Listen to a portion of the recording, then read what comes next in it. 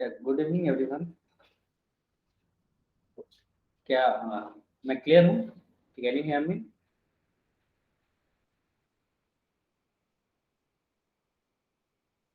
Hello.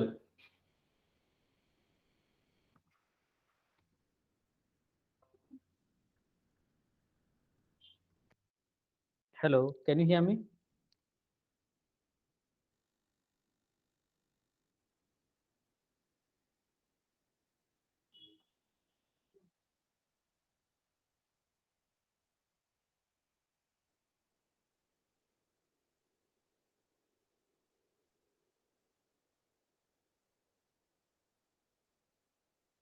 Hello.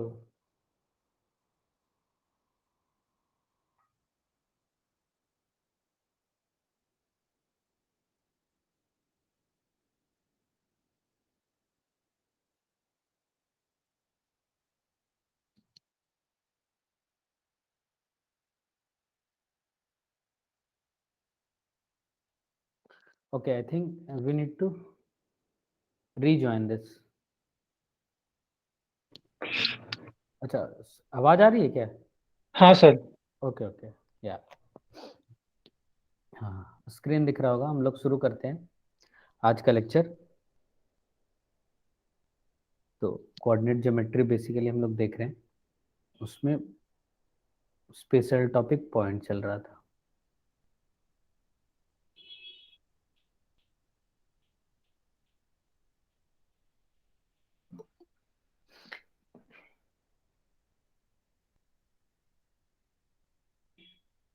Okay, तो point में हमने सारा कुछ कवर कर दिया था, खास करके वो सारे पार्टिकुलर पॉइंट्स जो ट्रायंगल से रिलेटेड होते हैं, जैसे सेंट्रॉइड, ऑर्थो सेंटर, सरकम सेंटर, है ना। ये सारी चीज़ें हमने कर दिया था। इवन शायद एक्स सेंटर भी कर दिया था। हाँ, एक्स सेंटर भी कर दिया था। सरकम सेंटर, ऑर्थो सेंटर, ये सारे पॉइंट्स हमने कवर कर दिए थे। ओके, तो अब कुछ चीज़ें हैं इसमें। मैंने बोला था कुछ इंपॉर्टेंट पॉइंट इसमें हम लोग जान लेंगे। इंपॉर्टेंट पॉइंट उसको ध्यान रखना है। जैसे पहला, कि एक रिलेशन होता है ऑर्थो सेंटर, सरकम सेंटर और सेंट्रॉइड में, जिसको एच जी ओ 2:1 में डिवाइड होता है। एच मैंने बताया था ये ऑर्थो सेंटर होता है, ठीक है, ये ऑर्थो सेंटर होता है। जी होता है सेंट्रॉइड। और कभी कंफ्यूज नहीं होना है, ओ से ऑर्थो सेंटर नहीं एज्यूम करना, ये सरकम सेंटर के लिए होता है। सरकम सेंटर के लिए ये होता है, ठीक है, ये चीज़ है। तो ये एक रेशियो बोल रहे हैं क्या कुछ? बहुत बैकग्राउंड नॉइज आ रहा है किसी का, वो प्लीज हाँ म्यूट कर। ओके, तो ये चीज हो गया पहला। ये ध्यान रखना है कि ऑर्थो सेंटर सेंट्रॉइड हमेशा और सरकम सेंटर ये 2:1 में डिवाइड होंगे सेंट्रॉइड के थ्रू। दूसरा पॉइंट है, for an isosceles triangle, for an isosceles triangle, ये क्या होता है? सेंट्रॉइड। इस केस में सेंट्रॉइड हो, इन सेंटर हो, सरकम सेंटर हो, सरकम सेंटर हो, और फिर ऑर्थो सेंटर हो, ये सब के सब क्या होते हैं? लाई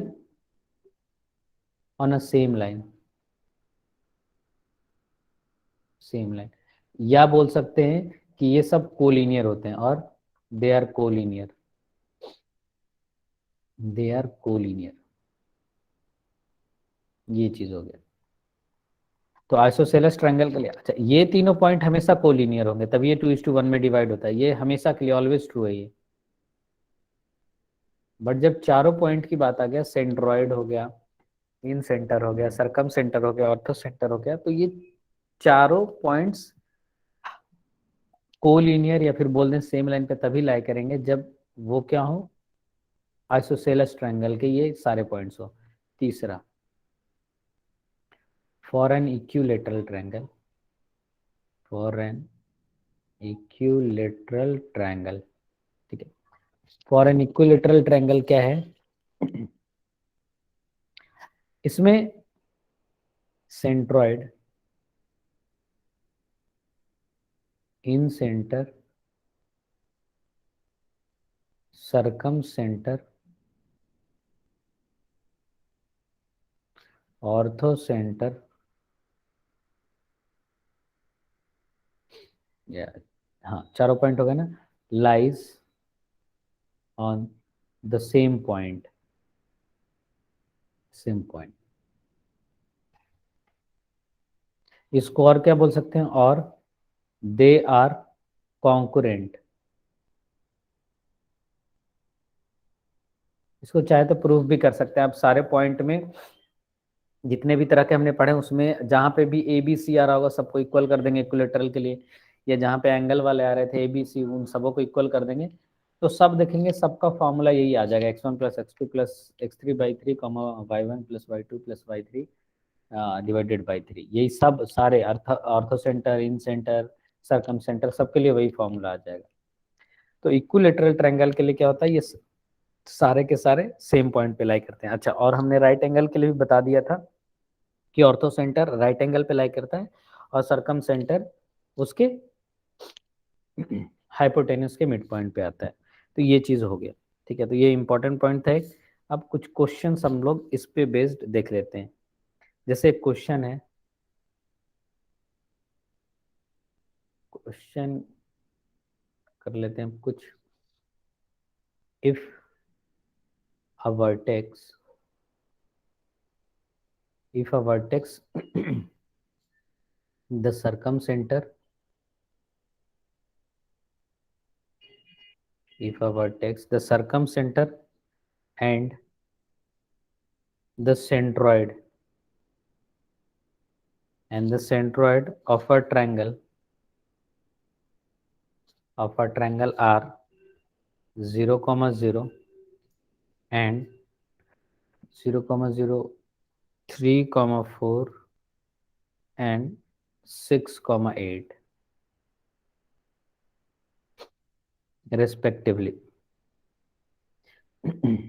respectively, ठीक है। then the triangle must be, then the triangle must be first right angle triangle,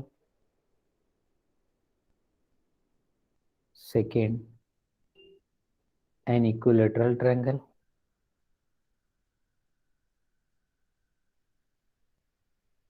third an isosceles triangle,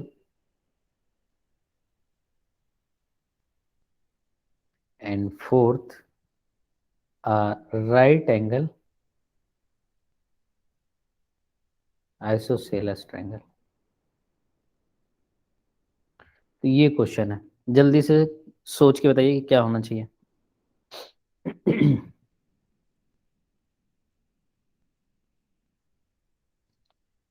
ये बहुत ही इंटरेस्टिंग क्वेश्चन है। Isosceles triangle. हाँ, क्यों ऐसा हो गया, ऐसा क्यों हो गया, जल्दी बताइए। सर वो स्ट्रेट लाइन में आएगा, दोनों का डिस्टेंस एक 5 और 10 और एक ही लाइन में आएगा तीनों पॉइंट। तो तीनों आता है, ये यहाँ पे हमने क्या सर पढ़ा था फिफ्थ ईयर आइसोसेलेस में। राइट एंगल होगा क्योंकि वो क्यों, हाइपोटेनस के बीच वाले पॉइंट में अभी आ रहा है, तो आइसोसेलेस भी है और राइट एंगल भी है। ऐसा आ रहा है क्या, पाइथागोरस थ्योरम लग रहा है क्या इसमें?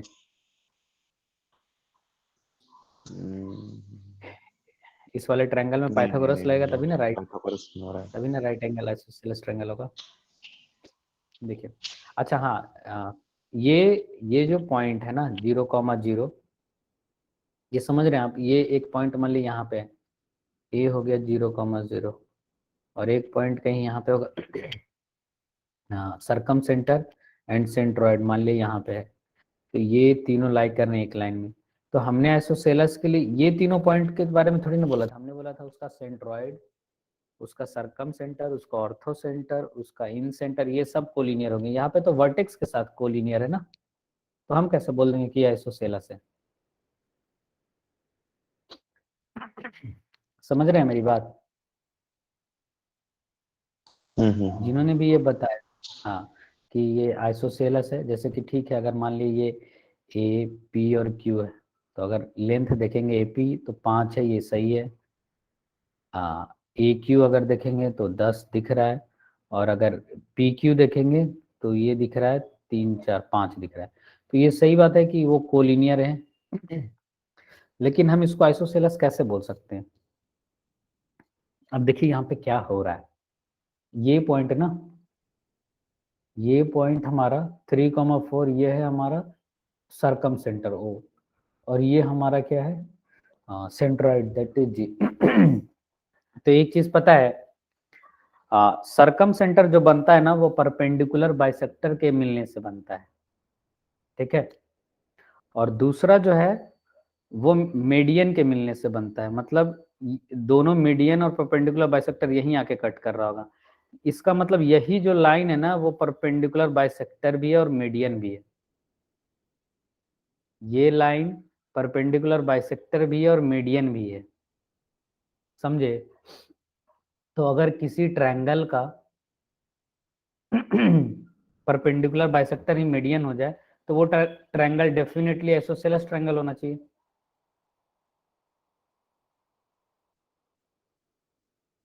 है ना? समझ में आया कि नहीं आया ये वाला? जल्दी से बताइए सब लोग।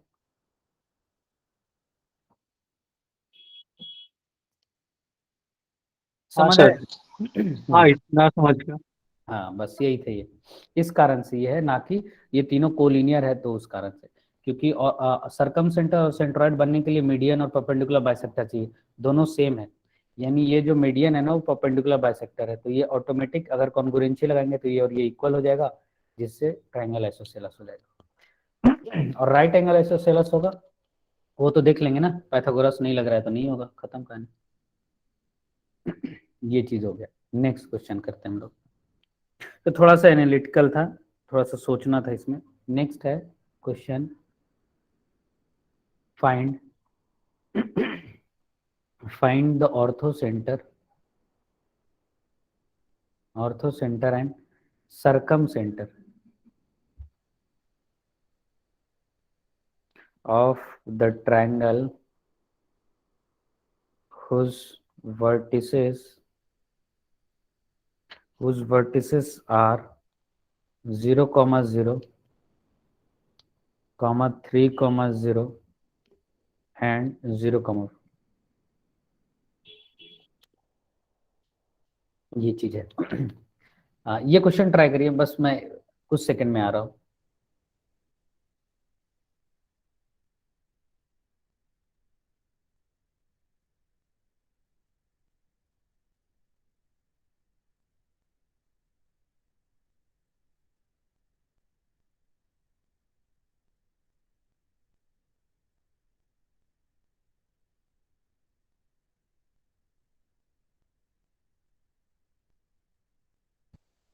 हो गया क्या? ये बहुत आसान क्वेश्चन है, ये हो जाना चाहिए।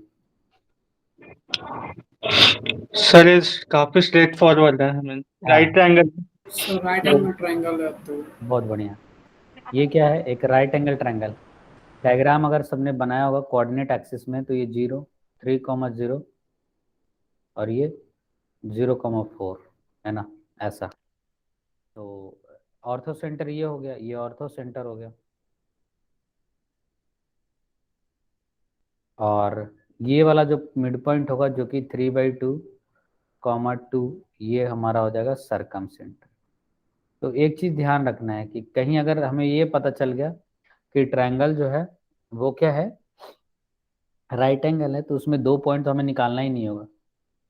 ऑर्थो सेंटर, सरकम सेंटर, फॉर्मूला हमें अप्लाई करना होगा इन सेंटर के लिए। अगर इसका कोई इन सेंटर पूछता तो उसके लिए मैं प्रॉपर ये तीनों साइड निकालना होता है और फॉर्मूले के थ्रू निकालना पड़ता है इसको। समझ गए ये? नेक्स्ट है,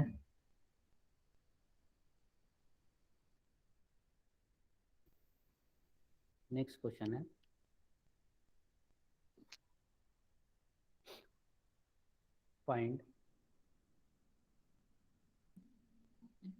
find the circumcentre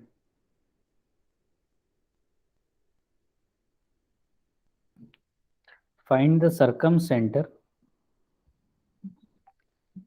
of the triangle formed by the line y equal to x comma y equal to 2x and y equal to 3x। ये हमें पता करना है, जल्दी से इसको कोशिश करिए।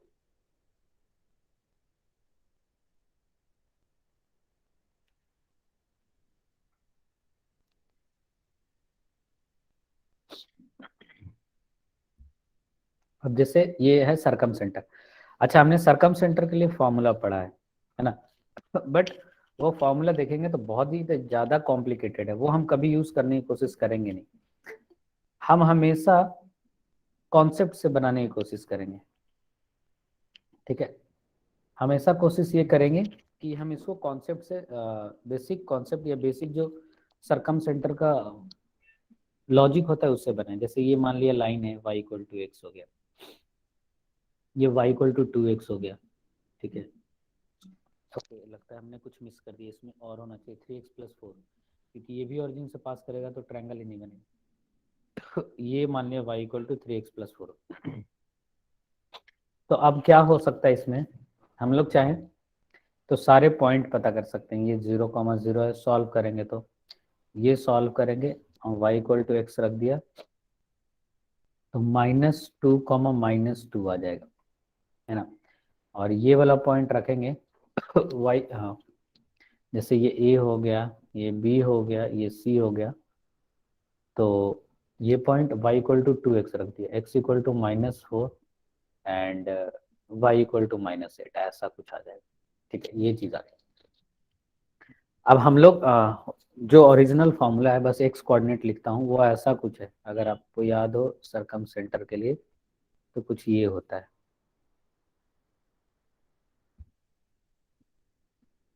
x3 sine 2c divided by sine 2a sine 2b plus sine 2c, ये होता है।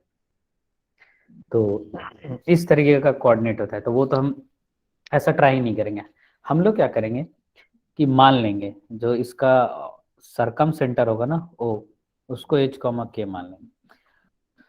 और हमें पता है कि सरकम सेंटर जो है वो तीनों वर्टेक्स से इक्वल डिस्टेंस पे होता है, क्योंकि वो उसका सरकम रेडियस होता है, जो सर्कल बनता है उसका रेडियस होता है। ये r होता है, ये r होता है, ये r होता है। तो हम यहाँ से बहुत आसानी से कुछ रिलेशन बना सकते हैं। जैसे ऐसा लिख सकते हैं कि OB square is equal to OC square. तो यहाँ से क्या आ जाएगा कि हमने लिख सकते हैं h square plus k square is equal to h plus 2 to the whole square plus k plus 2 to the whole square, ठीक है। तो यहाँ से आ जाएगा 4h plus 4k plus 8 is equal to 0। इसका मतलब ये हो गया कि h plus k plus 2 is equal to 0, एक इक्वेशन, एक इक्वेशन आ गया। अब दूसरा इक्वेशन हम लोग वैसे ही बना सकते हैं, ऐसा बना दिया कि OA square is equal to OB square. तो यहाँ से क्या आ जाएगा, OA स्क्वायर है ना, h प्लस 4 का whole square plus sorry k plus 8 का whole square is equal to h square plus k square, ऐसा आ गया। इसको सॉल्व कर लेंगे तो हमारे पास आ जाएगा 8h प्लस 16k प्लस ये कितना आ जाएगा 16 और 64 80, ये आ जाएगा। यानी h plus 2k plus 10 is equal to 0। तो ये दूसरा इक्वेशन, बस इन दोनों को सॉल्व करना है। तो इन दोनों को सॉल्व करने के लिए क्या करेंगे हम लोग, h प्लस k प्लस 2 लिख दिया इक्वल टू 0, घटा दिया यहाँ पे, तो घटाने के बाद ये आ जाएगा, ये कैंसिल हो गया, k is equal to -8, k minus 8 आ गया, इसमें रख देंगे k माइनस 8, तो h इज इक्वल टू 6 आ गया। तो अगर कैलकुलेशन सब सही है तो ये जो सरकम सेंटर हमें चाहिए था वो आ जाएगा 6 कॉमा माइनस 8। तो देख रहे हैं इस तरीके से हमें बनाना है, ना कि हमें फॉर्मूले की तरफ भागना है। अब जैसे मान लिया इसका ऑर्थो सेंटर पूछा होता, अगर मान लिया इसी को ऑर्थो सेंटर पूछा होता तो कैसे निकाले होते, जल्दी से बताइए तो क्या तरीका हमें अपनाना चाहिए ऑर्थो सेंटर निकालने के लिए।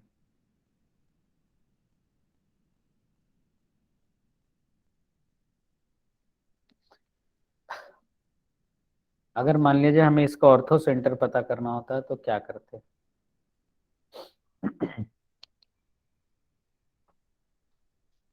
मैं इस वाले में इसका डायग्राम बना रहा हूँ एक बार फिर से, क्योंकि हम चाह रहे हैं अब ऑर्थो सेंटर भी उसका निकालें। ये 0,0 हो गया। हाँ बताइए, कोई बोल रहे हैं। वो सेंट्रोइड निकाल सकते हैं, फिर वो एच जी वो अपन 2:1 रेशियो वाला फॉर्मूला यूज कर सकते हैं। बिल्कुल बिल्कुल बढ़िया। जैसे जी हम लोग निकाल लेंगे, जी क्या आ जाएगा a plus b plus c by 3 यानी -3 एंड -10/3, ये सेंट्रॉइड आ गया ना। और सरकम सेंटर अभी हमने निकाला है, वो आ गया था क्या आया था वो याद है। हाँ, सरकम सेंटर अभी हमने फाइंड किया ना, वो आ गया 6,-8, 6,-8। तो यहाँ से हम लोग ये निकाल सकते हैं, ये हो गया ऑर्थो सेंटर। ऑर्डर याद रखना है HGO 2:1। तो यहाँ से x, y मान लेंगे, g पता है -3, -10/3 और o पता है 6, -8। तो यहाँ से using section formula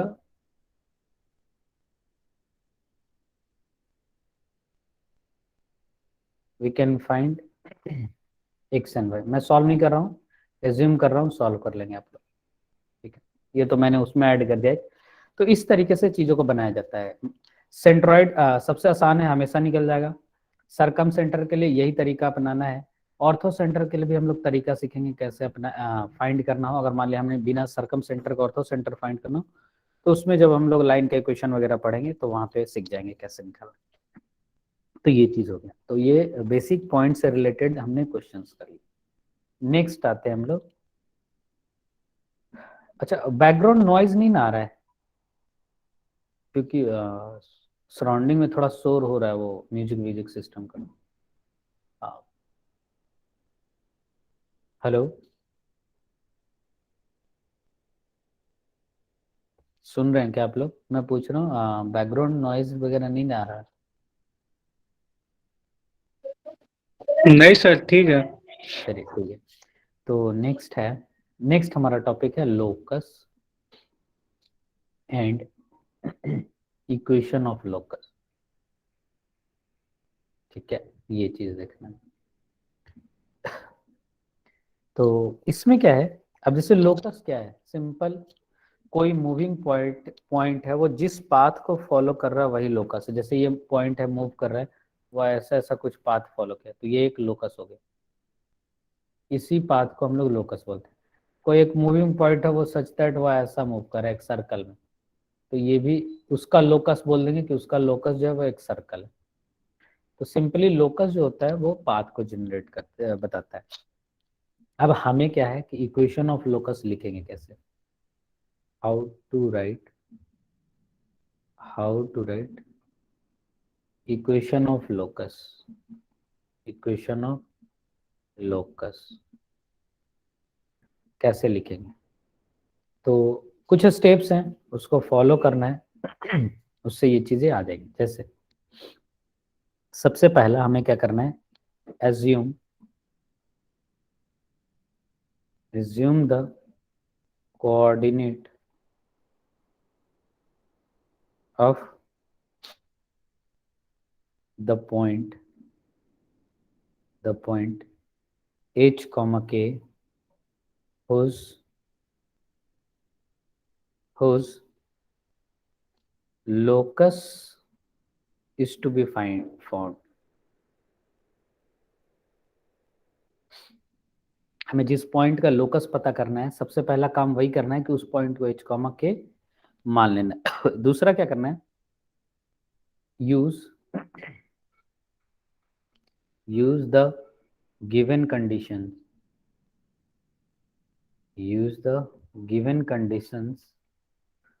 to relate h and k। ठीक है, हमें कोशिश करना है उसको रिलेट करने का एच एन के का। थर्ड क्या करना है? Use the given condition to relate, and third एक काम करना है, eliminate the other variables if any. अगर कहीं कोई वेरिएबल है एच और के के अलावा, उसको एलिमिनेट करना है। एंड फाइनली, चूंकि हम इक्वेशन की बात कर रहे हैं तो इक्वेशन हमेशा एक्स एंड वाई में होता है, और जो ये एक्स कोऑर्डिनेट एच है उसको क्या कर देंगे, रिप्लेस करना है एच बाई एक्स एंड के बाई वाई। और जो पांचवा स्टेप वही हो गया, हमारा इक्वेशन क्या हो जाएगा, रेडी हो जाएगा। Result will be obtained. ये है तो सिंपल, ये है लोकस का फंडा। लोकस का फंडा ये है कि आप सबसे पहले हमेशा सिचुएशन एक दिया रहेगा तो किसी पॉइंट का, और वो पॉइंट ऑब्वियस सी बात है मूविंग पॉइंट होगा, ठीक है। तो उसका हमें एच कॉमा के मान लेना है, वहीं से कहानी, वहीं से पूरा क्वेश्चन शुरू होगा। फिर जो कंडीशंस दिए हुए हैं क्वेश्चन में, ठीक है, उसको लिखना है, उसको मैथमेटिकली लिखना है, और फिर उसको ट्राई करना है कि अब हम एच और के को रिलेट कर सकें और बाकी वेरिएबल को हटा दें। जैसे कभी कभी क्या होगा ना, रिलेशन बनाने के लिए हमें वेरिएबल एज्यूम करना होगा, जो वेरिएबल हम एज्यूम करेंगे उसको हटा देना है। फिर लास्ट में एच और के में रिलेशन बन जाएगा। फिर क्या करेंगे, एच को एक्स से और के को वाई से रिलेट कर देंगे, चीजें हो जाएंगी। जैसे मैं एक बहुत ही सिंपल क्वेश्चन करके दिखाता हूँ।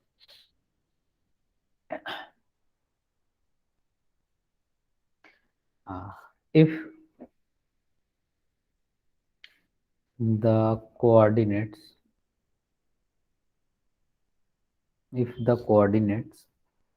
of a variable point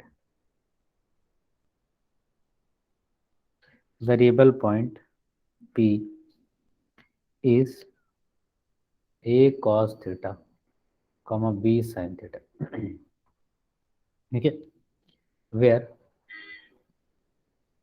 theta is a variable quantity,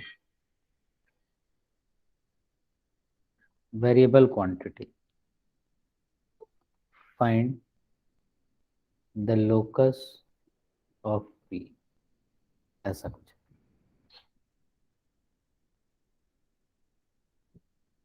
ठीक है। तो ये क्वेश्चन है। तो देखिए, अच्छा हाँ, जो अभी ज्वाइन किया मैं उनके लिए बस थोड़ा सा बताता हूँ, क्योंकि उनको आगे बिल्कुल समझ में नहीं आएगा कि लोकस में चल क्या रहा है। तो बस उनके लिए मैं थोड़ा सा फास्ट रिकैप करा दे रहा हूँ कि हम लोग लोकस पढ़ने जा रहे हैं। लोकस में क्या करेंगे, एक मूविंग पॉइंट होगा जिसको हम लोग एच कॉमा के मानेंगे, और फिर हम एच कॉमा के को रिलेट करने की कोशिश करेंगे यूजिंग गिवन कंडीशंस, और फाइनली एच को एक्स से और के को वाई से रिप्लेस कर देंगे। जो इक्वेशन ऑब्टेन्ड होगा वही हमारा लोकस होगा। तो यही हम करने जा रहे हैं। जैसे क्वेश्चन ये है, मैं एक सॉल्व करके दिखाता हूँ, बहुत अच्छे से समझ में आ जाएगा। हमें लोकस किसका पता करना है, हाँ, find the locus of P. तो पी को हम लोग एच कॉमा के मान लिए सीधा सीधा, और पी का वेरिएबल पॉइंट ऐसा दे रखा है, मतलब पी ऑलरेडी गिवन है, वो क्या है, a cos theta comma B sign theta, ये ऑलरेडी गिवन। तो हमने ये माना ये गिवन है, तो क्या होना चाहिए, h is equal to a cos theta होना चाहिए और k is equal to b sign theta होना चाहिए। ये हमने क्या किया, एच और के को लिख दिया यूजिंग गिवन कंडीशन हमने, और हमने जो एजम्पशन किया एच कॉमा के उससे रिलेट कर दिया। अब हमें करना क्या था, नेक्स्ट स्टेप, कोई अगर एक्सटर्नल वेरिएबल है उसको एलिमिनेट करना है। थीटा एक्सटर्नल वेरिएबल है, उसको एलिमिनेट करना होगा। क्या कर सकते हैं, कॉस थीटा लिख सकते हैं H by A, sine theta लिख सकते हैं के बाई बी, और हमें पता है कि sine square theta plus cos square theta is equal to 1 होता है ना। तो क्या लिख देंगे, H square by A square K square one B square is equal to 1। यानी इसका आंसर आ जाएगा, लास्ट में हमें रिप्लेस करना है एक्स स्क्वायर, क्योंकि हमें हमेशा लोकस एक्स वाई के टर्म में बताना होगा ना, क्योंकि हमारा कोऑर्डिनेट एक्सिस एक्स वाई के टर्म में होता है, ना कि एच कॉमा के टर्म। तो फाइनली उस पॉइंट का लोकस ऐसा आ जाएगा। आई होप क्लियर हो गया होगा। Yes sir. नेक्स्ट हम लोग आते हैं, जिससे और इसमें अलग अलग तरह के क्वेश्चन बनते हैं, इतना सिंपल भी नहीं होता ये। जैसे मान लिया अगर हमने एक क्वेश्चन दिया, सिंपली हमें रिलेट ही करना है और ज़्यादा दिमाग लगाना नहीं है। जैसे find the locus of a point so that the join of -5, 1 and 3, 2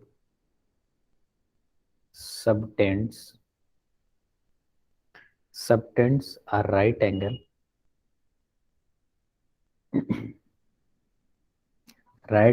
at the moving point। ये क्वेश्चन सॉल्यूशन, जल्दी से इसको ट्राई करिए। तो कैसे इसको बनाएंगे, ट्राई करिए इसको।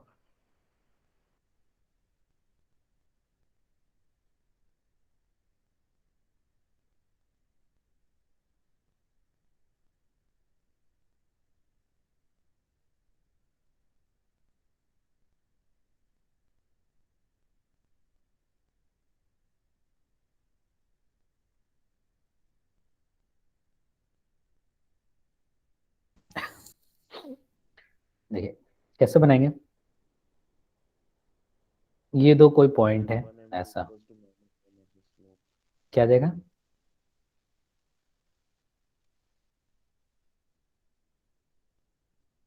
ये कोई पी पॉइंट पे ना 90 डिग्री बना रहे हैं ऐसा बोल रहा है, एच कॉमा के राइट एंगल बना रहा है, बस इतना बना रहा है। तो अब इसका हमें अब एच कॉमा के को रिलेट कर देना है। तो सफिशिएंट है इतना तो इंफॉर्मेशन, हम लोग ये लिख सकते हैं a p square plus B p square is equal to A b square, Pythagoras theorem. यही तो हमें ढूंढना है, एक ऐसा रिलेशन उसमें हिडन होगा जिसको ढूंढ के रिलेट कर देना है। ए पी स्क्वायर क्या हो गया, H plus 5 to the whole square plus K minus 1 to the whole square plus B P h minus 3 to the whole square k minus 2 to the whole square is equal to ab square। तो ab square कितना है, हाँ 3 + 5 8 square and 2 - 1 1 square. बस ये जो भी आएगा ये हमारा लोकस। फाइनली हम लोग h को x से रिप्लेस कर देंगे और k को y से रिप्लेस कर देंगे, तो ये एक लोकस बनेगा। जब जब हम सर्कल पढ़ लेंगे तो पता चल जाएगा, अच्छा ये जो लोकस बन रहा है वो सर्कल है, क्योंकि ये सर्कल का इक्वेशन आ रहा है। क्लियर है ये, तो ये इस तरीके से हो गया। अच्छा नेक्स्ट हम लोग बना के देखते हैं, जैसे मान लीजिए, हाँ बोलिए, किसी को कुछ पूछना है क्या, समझ में आ गया नहीं ये ओके। एक और क्वेश्चन ट्राई करना है, जैसे जैसे मान लिया जाए क्वेश्चन है rod of length L slides with its ends on two perpendicular lines। Find the locus of its midpoint। ये क्वेश्चन मैं बस समझा दे रहा हूँ क्वेश्चन को। एक्स वाई और टू परपेंडिकुलर लाइन बोला है, तो हमने वो टू परपेंडिकुलर लाइन बना दिया किसको, कोऑर्डिनेट एक्सिस को, क्योंकि लोकस चाहिए तो हमें तो लिखना पड़ेगा। तो ये 0,0 हो गया। अब स्लाइड कर रहा है ना, कोई भी एक रॉड है, इस तरीके से होगा। मान लिया इनिशियल पोजीशन ऐसा था, ठीक है, एल लेंथ का है। अब वो स्लाइड कर करके ऐसे हो सकता है, ऐसा गया होगा, स्लाइड किया होगा, ऐसे स्लाइड किया होगा, है ना, ये ऐसे स्लाइड किया, तो उसका मिड पॉइंट इनिशियली यहाँ था, अब यहाँ आ गया, फिर यहाँ आ गया, मान लिया ऐसे आ रहा है, तो एक पाथ बना देगा, है ना। तो वो पाथ कौन सा है उसी, या वो लोकस कौन सा है उसी को हमें फाइंड करना है या सॉल्व करना है यहाँ पे। तो बस उसके लिए एक ही बनाना है हमें सॉल्यूशन। जल्दी से ट्राई करिए इसको और बताइए क्या आना चाहिए।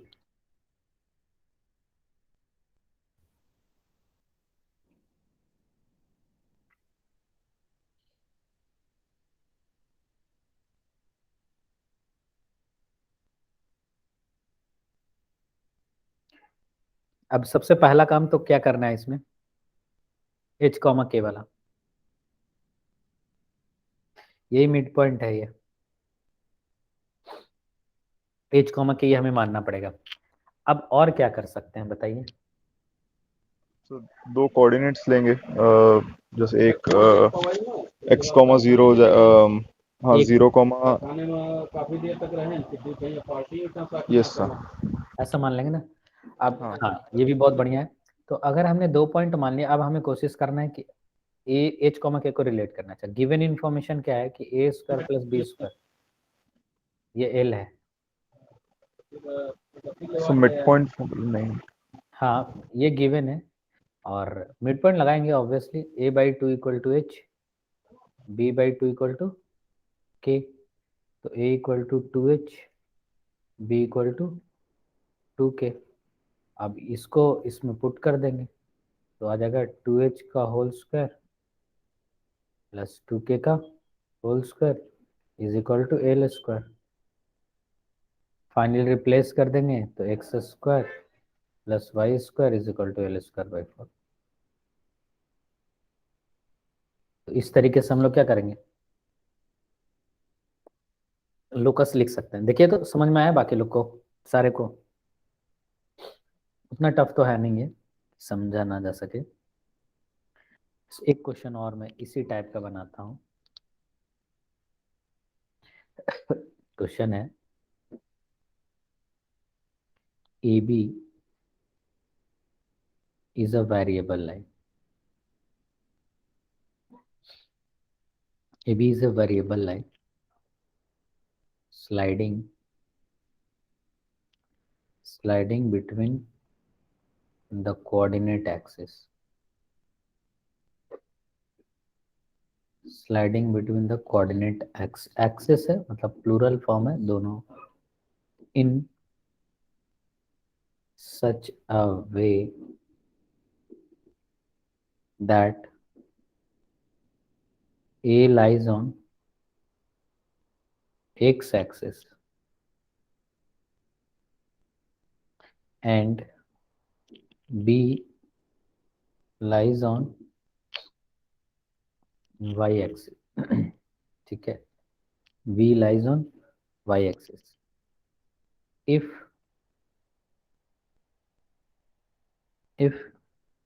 P is a variable point on AB, okay, such that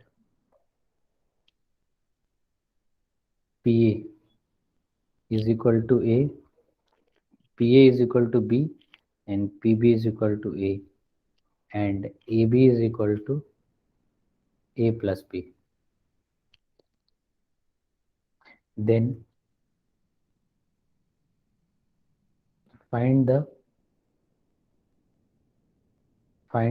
equation of locus of P. Solution ये पता करना है हमें, ठीक है। क्वेश्चन पढ़ लीजिए, मैं डायग्राम बनाता हूँ।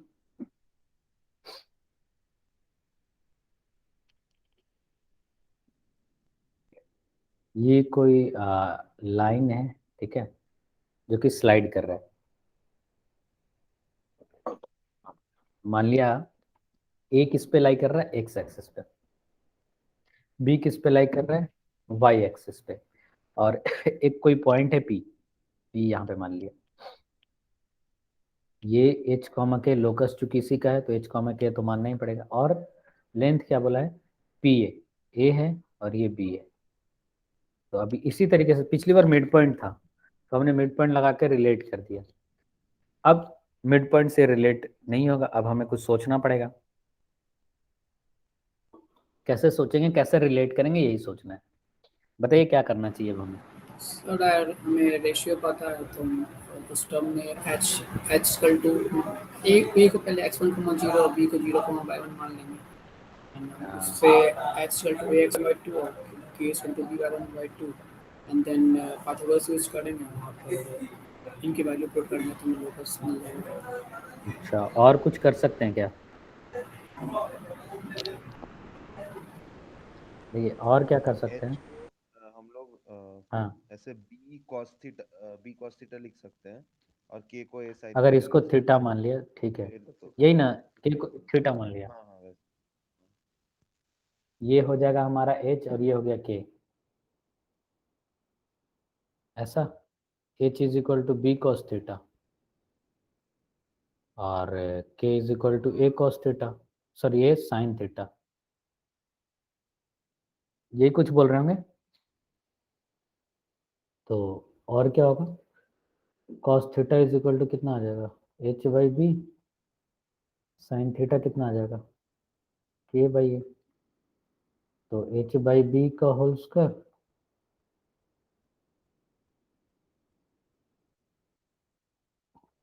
के बाई ए का whole square is equal to 1, और ये है क्या, x square by b square plus y square upon a square is equal to 1, बस ये आ जाएगा,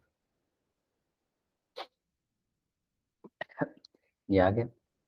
तो मुझे लगता है लोकस समझ में आ गया होगा, सफिशिएंट हमने एग्जांपल भी कर लिए, यही चीज लोकस होता है। अब नेक्स्ट हम लोग देखते हैं shifting of origin,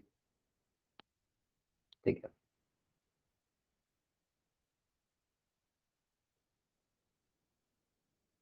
shifting of origin,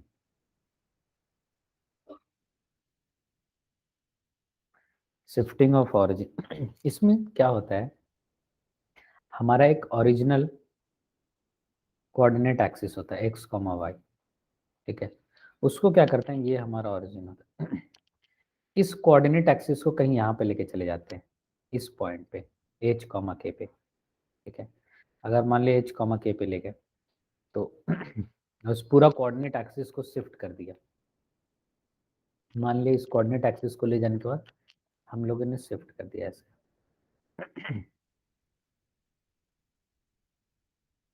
ठीक है।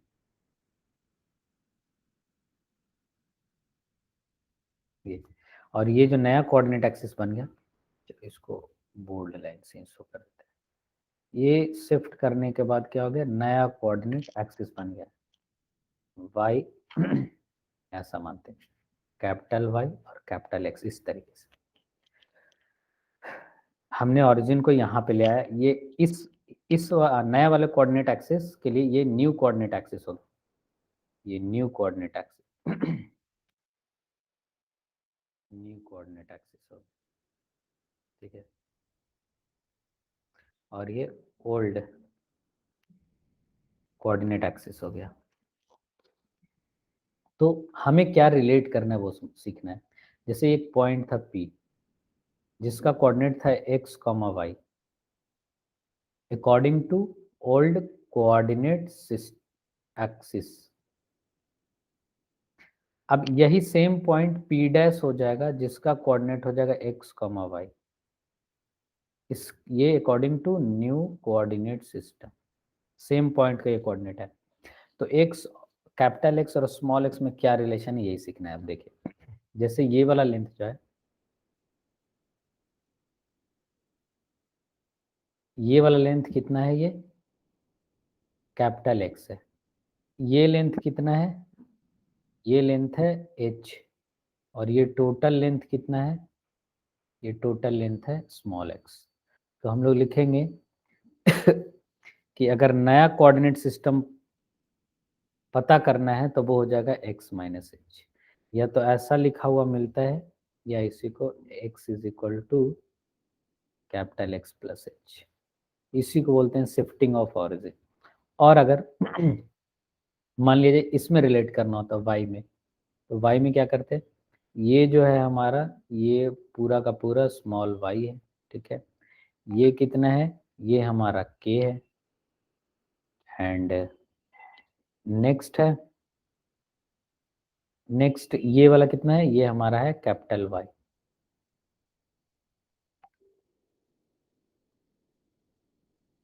ये चीज है। तो हाँ, इसके बाद क्या करेंगे हम लोग, अगर रिलेट करें y में कैपिटल Y, तो कैपिटल Y का क्या है, capital Y is equal to small y। अच्छा ये हमने गड़बड़ कर दिया, हाँ ठीक है, माइनस के नहीं, सही है। इसी को अगर दूसरे तरीके से लिखें तो small y is equal to capital Y plus k, ये रिलेशन होल्ड करता है। इसको शिफ्टिंग ऑफ ऑरिजिन बोलते हैं या ट्रांसलेशन, ट्रांसलेशन ऑफ एक्सिस बोलते हैं। एक्सिस को सिर्फ ट्रांसलेट किया गया है ना, एक जगह से दूसरे जगह बिना रोटेट किए हुए शिफ्ट किया गया या ट्रांसलेट किया, ये चीज हो गया, ठीक है। Yes sir. ओके, अब जैसे इसमें क्वेश्चन हम लोग देखते हैं ना,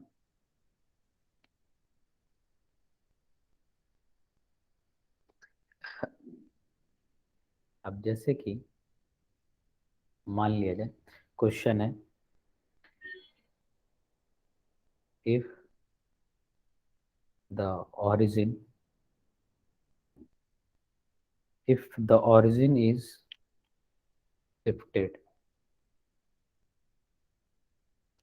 to the point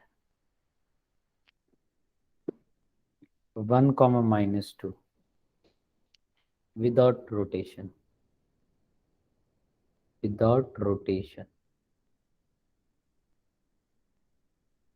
of axis, what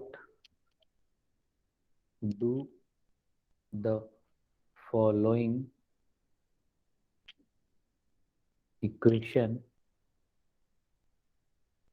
become।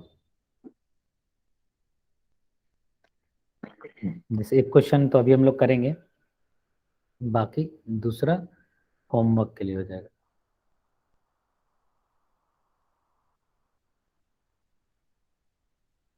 ये चीज है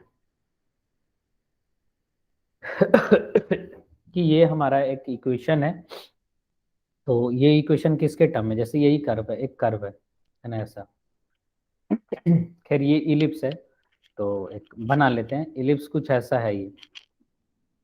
तो इस एक्सिस के रिस्पेक्ट में इसका इक्वेशन ये है, बट मान लिया जाए कि अगर हमने एक्सिस ही बदल दिया, एक्सिस यहाँ पे लेके चले आए 1 कॉमा माइनस 2, यानी ये कौन सा क्वाड्रेंट हो गया, फोर्थ क्वाड्रेंट। मान लिया एक्सिस को हमने यहाँ लेके चला आया, ठीक है, तो रहेगा ये इलिप्स ही, लेकिन इक्वेशन बदल जाएगा, ये इक्वेशन इसके रिस्पेक्ट में अब चेंज हो जाएगा। तो हमें पता है कि पुराने और नए को कैसे रिलेट करना होता है ना। तो पुराना वाला एक्स को हम लोग क्या लिख सकते हैं, ऐसा लिख सकते हैं ना, कैपिटल एक्स प्लस 1 इसके अकॉर्डिंग, एंड वाई पुराना y minus minus 2 that is sorry minus 2, ये हो जाएगा क्योंकि रिलेशन ये होता है, अभी हमने लिखा है एक्स प्लस एच और small y equal to capital y, इससे लिख दिया। अब इक्वेशन इसके टर्म में आना चाहिए, तो सब रिप्लेस कर देंगे यहाँ से, तो ये बन जाएगा 2 into x plus 1 whole square y minus 2 whole square minus 4x plus 1।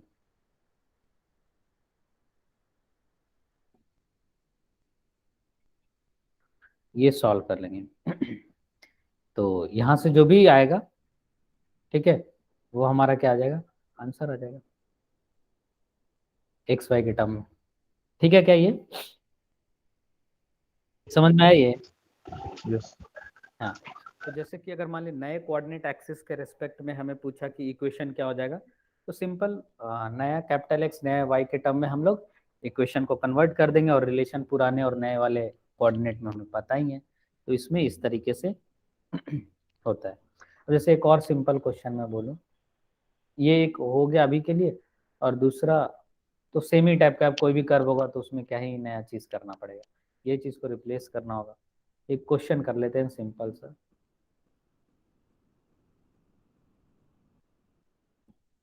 At what point the origin be shifted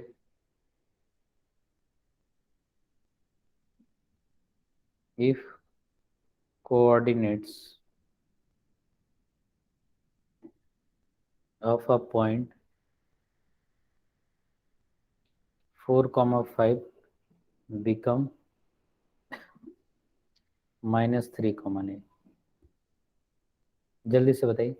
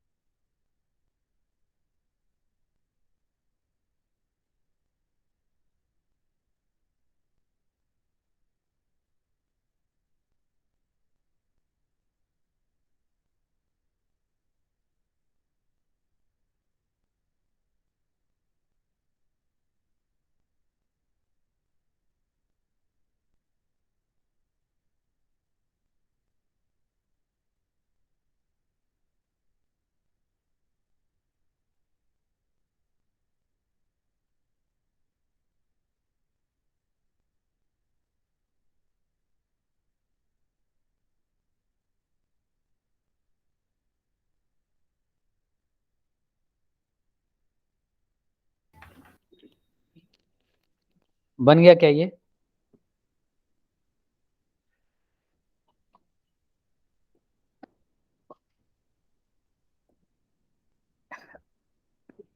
हुआ ये?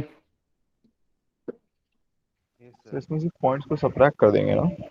जैसे देखो ना, हाँ, स्मॉल एक्स 4 है और कैपिटल एक्स क्या है, -3। तो हमें रिलेशन पता तो है, small x is equal to capital x plus h होता है, और जो स्मॉल वाई है वो 5 है, और कैपिटल वाई जो है वो 9 है।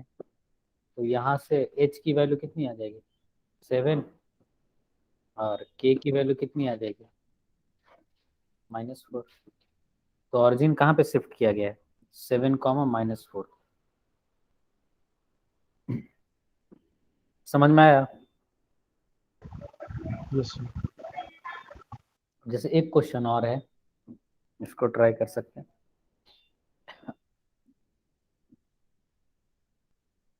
इस तरह के क्वेश्चंस आ सकते हैं। शिफ्ट द origin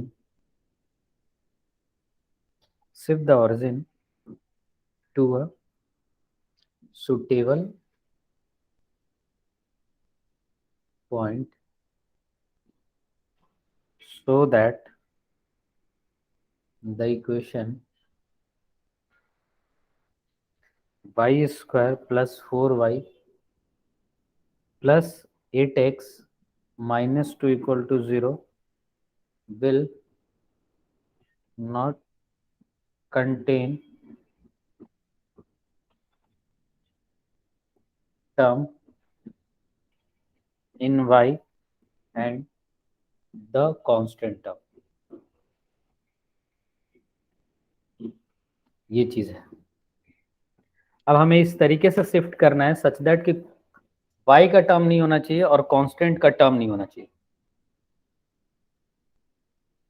थोड़ा सा ना बैकग्राउंड नॉइज इधर अब लग रहा होगा, तो मैं बस 1 मिनट के लिए ना म्यूट कर रहा हूँ, आप लोग ट्राई करिए इसको।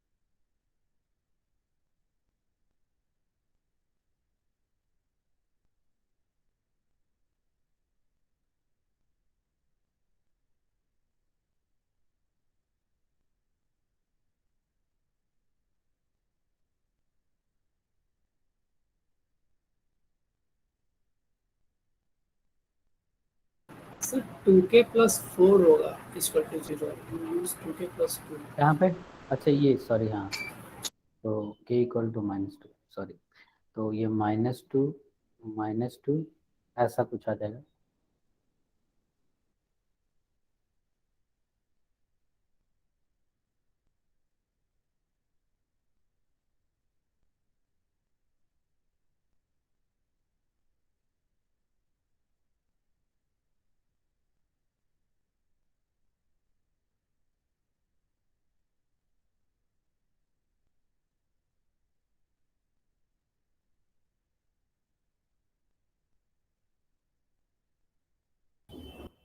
तो ये चीज आ गया।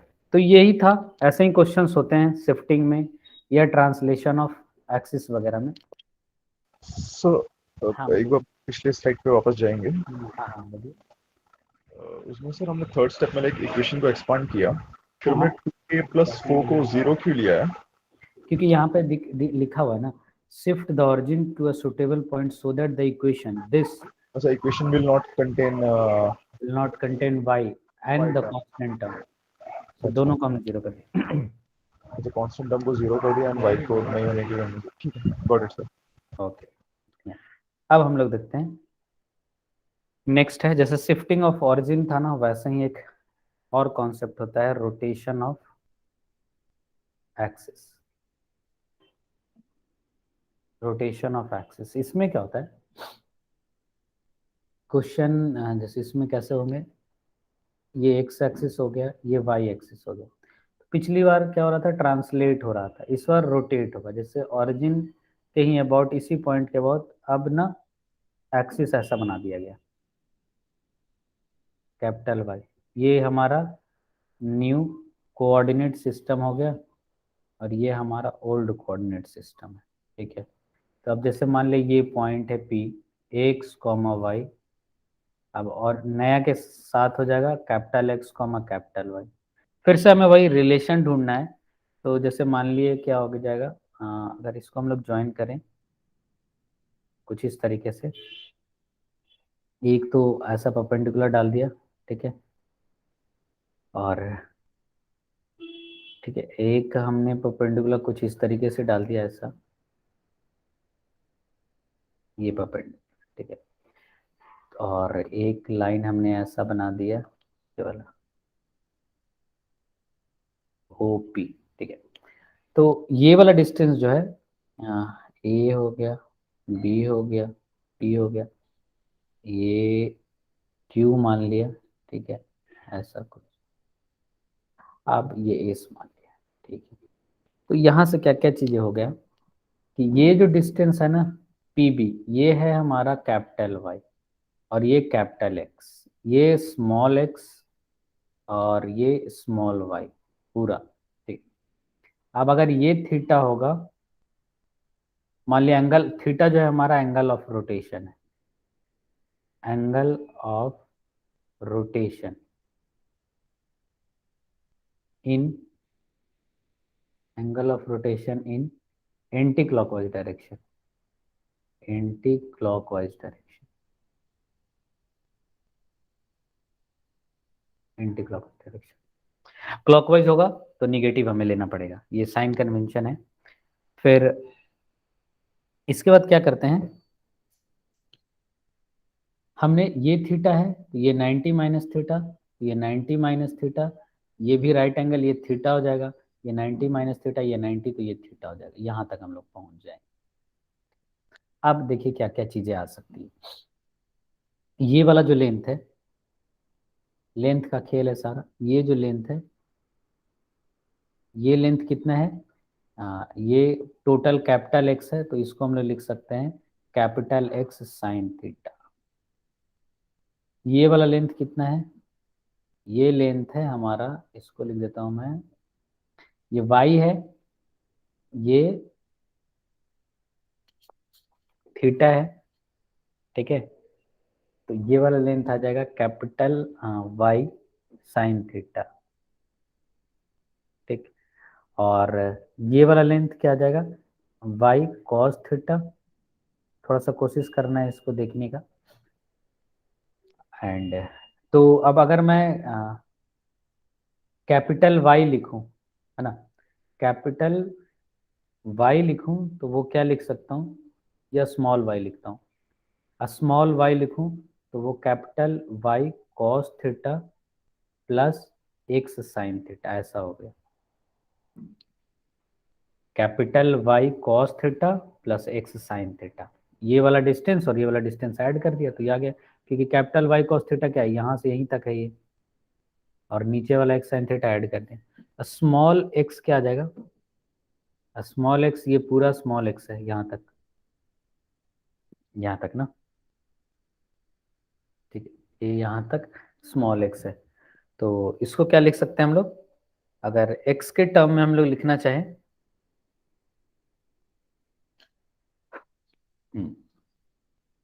ये वाला रिलेशन, ये कितना है, ये है हमारा वाई साइन थीटा, ठीक है, और ये स्मॉल एक्स है। तो हम लोग लिखेंगे small x is equal to, total कितना है, टोटल है हमारा यहाँ से यहाँ तक कैपिटल एक्स कॉस थीटा। तो स्मॉल एक्स लिखेंगे capital x cos theta minus y sine theta, ये रिलेशन आता है, ठीक है, ये रिलेशन आता है। ये ज्योमेट्री है पूरा, उसी ज्योमेट्री से ये रिलेशन आएगा, बट बेटर है कि हम लोग एक टेबल के फॉर्म में याद रखेंगे। जैसे देखिए टेबल बनाएंगे ऐसे कुछ। ये टेबल याद रखने की कोशिश करना है जिससे फ़ायदा मिलेगा। जैसे ये टेबल हमने बना लिया, ये टेबल बनाया, इसमें लिख दिया कैपिटल एक्स और कैपिटल वाई, इसमें स्मॉल एक्स स्मॉल वाई। जैसे स्मॉल एक्स की वैल्यू क्या है, कैपिटल एक्स के साथ कॉस थीटा और यहाँ पे माइनस साइन थीटा, और स्मॉल वाई का क्या लिखना है, कैपिटल एक्स के साथ साइन थीटा और वाई के साथ कॉस थीटा। तो ये चीज़ें टेबल अगर याद रखेंगे तो मान लिया अगर हमें नीड हुआ कि पुराने वाले को लिखना है नए वाले के टर्म में, पुराना वाई को नए के टर्म में लिखना है, तो एक्स को साइन थीटा से मल्टीप्लाई कर देंगे और प्लस वाई को कॉस थीटा से मल्टीप्लाई, ये आ गया। और अगर मान ली नहीं हमें चाहिए capital y in terms of small x and small y, तो कैपिटल वाई को क्या लिखेंगे, minus x sine theta plus y cos theta. हुआ क्या है, यहीं से आइडेंटिफाई, इन्हीं दोनों इक्वेशन से capital y and capital x in terms of small x and small y find कर लिया गया। तो ये टेबल है जिससे आप जिसको भी चाहो जिसके टर्म में वो लिख सकते हो आराम से। ये चीज़ें हो गई, इसको बोलते हैं रोटेशन ऑफ एक्सिस। पिछला वाला जो था वो ट्रांसलेशन था, इस वाला जो है वो रोटेशन है। देखिए तो समझ में आया, सबको क्लियर है ये? Yes sir. ओके, तो हम लोग एक क्वेश्चन इस पे कर लेते हैं, सफिशिएंट हो जाएगा। क्वेश्चन है हमारा द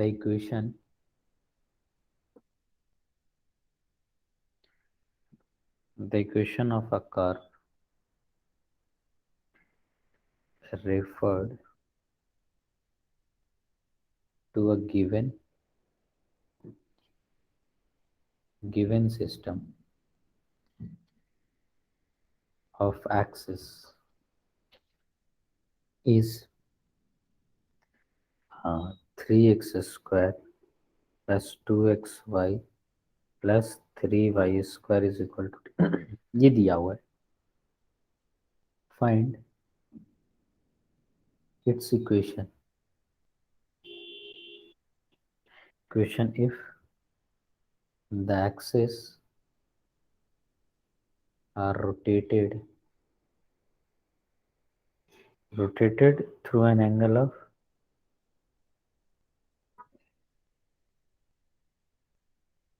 45 डिग्री। अब यहाँ पे सिंपली एंगल लिख दिया, डायरेक्शन की बात नहीं किया है, तो हम एज्यूम कर लेंगे वो एंटी क्लॉकवाइज की ही बात कर रहा है। तो origin is origin remaining unchanged,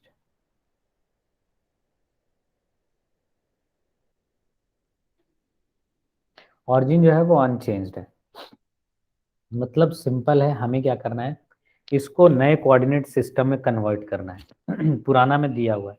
तो अब अगर हम लोग पुराना वाला देखें, पुराने को नए में कैसे कन्वर्ट करते हैं, क्या फॉर्मूला है, तो x इज इक्वल टू ऐसे लिखते हैं, पुराने को लिखते हैं capital x cos theta, table देख के लिखना है minus y capital y sine theta, यही होता है।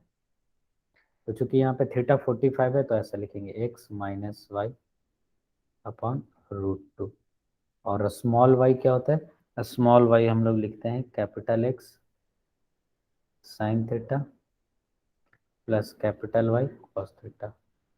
तो थीटा इज इक्वल टू हमें पता है, तो x plus Y √2।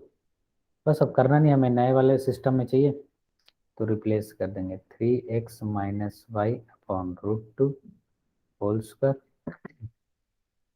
To x चाहिए, x क्या है, capital x minus y upon √2 into capital x plus y upon √2 and plus 3y square x plus y by √2 to the whole square is equal to 10। तो यहाँ से जो equation आएगा वही equation क्या हो जाएगा हमारा, उसका सोल्यूशन हो जाएगा। अगर मान लीजिए सॉल्व करना चाहेंगे तो ये 3x square plus y square minus 2x upon 2, यहाँ पे 2 times x square minus y square by 2 plus 3 x square y square plus 2xy by 2 is equal to 10। तो अगर एक्स स्क्वायर का टर्म काउंट कर लें, 3 2 5 3 8 8x स्क्वायर, y square का term count कर लें, 3 2 घट गया 1 बचा, और 3 ऐड हो गए 4 हो गया, और 2x बाई कैंसिल हो जाएगा, और बाकी बच गया इधर 10 20 हो जाएगा। ये आ जाएगा 4x स्क्वायर, नहीं 4 ही हट जाएगा, ये बचेगा 2x square plus y square is equal to 5। तो ये हमारा कॉन्सेप्ट है रोटेशन का। एक बार देखिए सबको समझ में आया कि नहीं आया? Yes sir. सिंपल है ना? हाँ, इसमें सिर्फ नेक्स्ट, बस टेबल हाँ बोलिए। याद रखना है। टेबल हाँ याद रखना है, और इन केस ऑफ इमरजेंसी मान ली टेबल भूल गए तो एटलीस्ट प्रूफ याद रखना है, लेकिन प्रूफ वहाँ पे होगा नहीं। एग्जाम का इतना प्रेशर रहता है कि हम किसी क्वेश्चन के लिए वहाँ पे प्रूफ नहीं करने जाएंगे, ये चीज़ तो होगा, बट फिर भी कॉन्सेप्ट पता होना चाहिए। नेक्स्ट हम लोग जानते हैं, अब आते हैं हम लोग स्ट्रेट लाइन पे। ये पॉइंट था, जो भी था यहाँ तक वो पॉइंट था। अब हम लोग आते हैं स्ट्रेट लाइन पे। स्ट्रेट लाइन, तो स्ट्रेट लाइन में सबसे पहला कॉन्सेप्ट जो हम सीखेंगे वो सीखेंगे स्लोप। ठीक है, हम लोग इस डेफिनेशन में नहीं जा रहे हैं स्ट्रेट लाइन क्या होता है, सीधा सीधा जो काम की चीज़ें हैं क्या क्या पढ़ना है वो सारा कुछ हम लोग देख लेते हैं। तो सबसे पहला चीज़ जो हमें स्ट्रेट लाइन में देखना है वो देखना है स्लोप। ठीक है, तो स्लोप में क्या देखना है, क्या होता है? तो स्लोप डिफाइन होता है किसी भी लाइन का। ठीक है, जैसे लाइन है तो उसका एक्स एक्सिस के साथ, positive x axis, basically positive x axis के साथ tangent of angle made by the line with positive x axis। लिखना चाहूँ स्लोप क्या होता है, tangent of angle made by line with positive direction of x axis in anti-clockwise direction।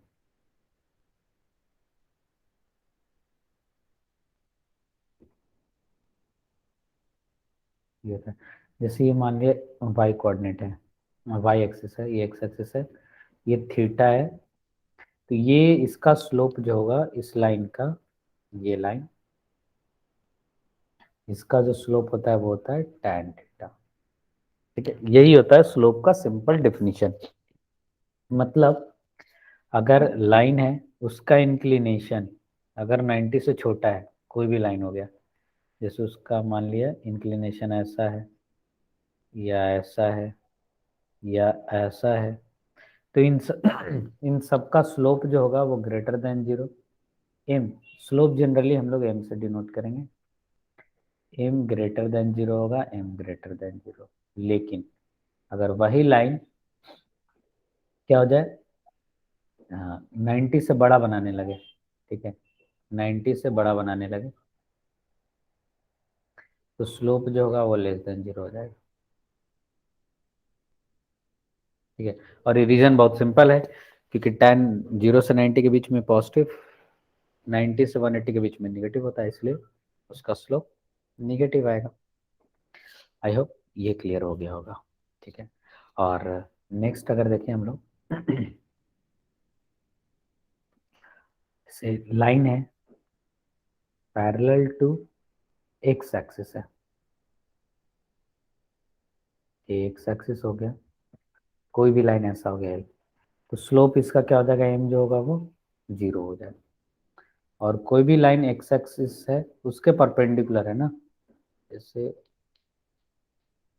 Line perpendicular to x axis, इसका slope क्या होगा, tan 90 जो कि अनडिफाइंड होगा।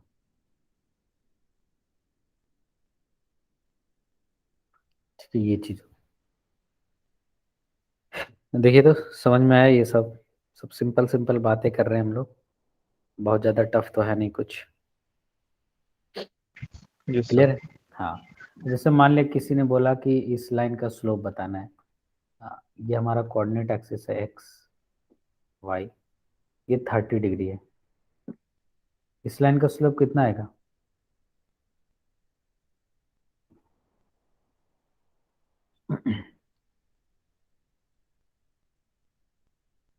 स्लोप कितना आ जाएगा? ये 60 हो गया ना। हमें इस एंगल से मतलब होता है 120, यानी tan 120 डिग्री इसका स्लोप हो जाएगा। यानी इसका आंसर जो आएगा वो कितना आ जाएगा? -√3। इसका आंसर आएगा -√3 स्लोप। ठीक है, तो ये तो हो गया कि अगर हमें एंगल से रिलेट करना है स्लोप को, तो slope in case of 2 points are given.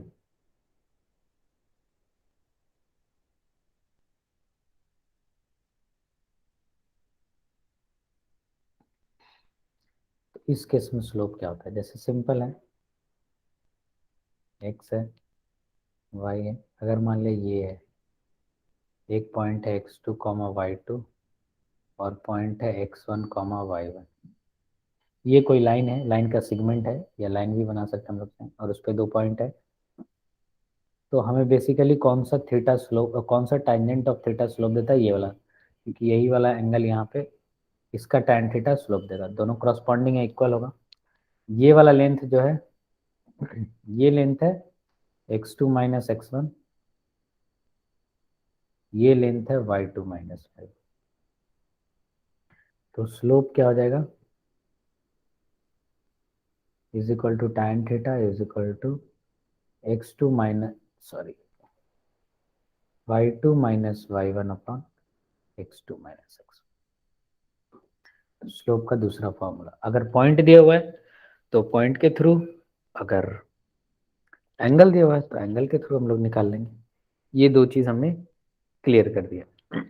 Next आते हैं हम लोग angle between two lines.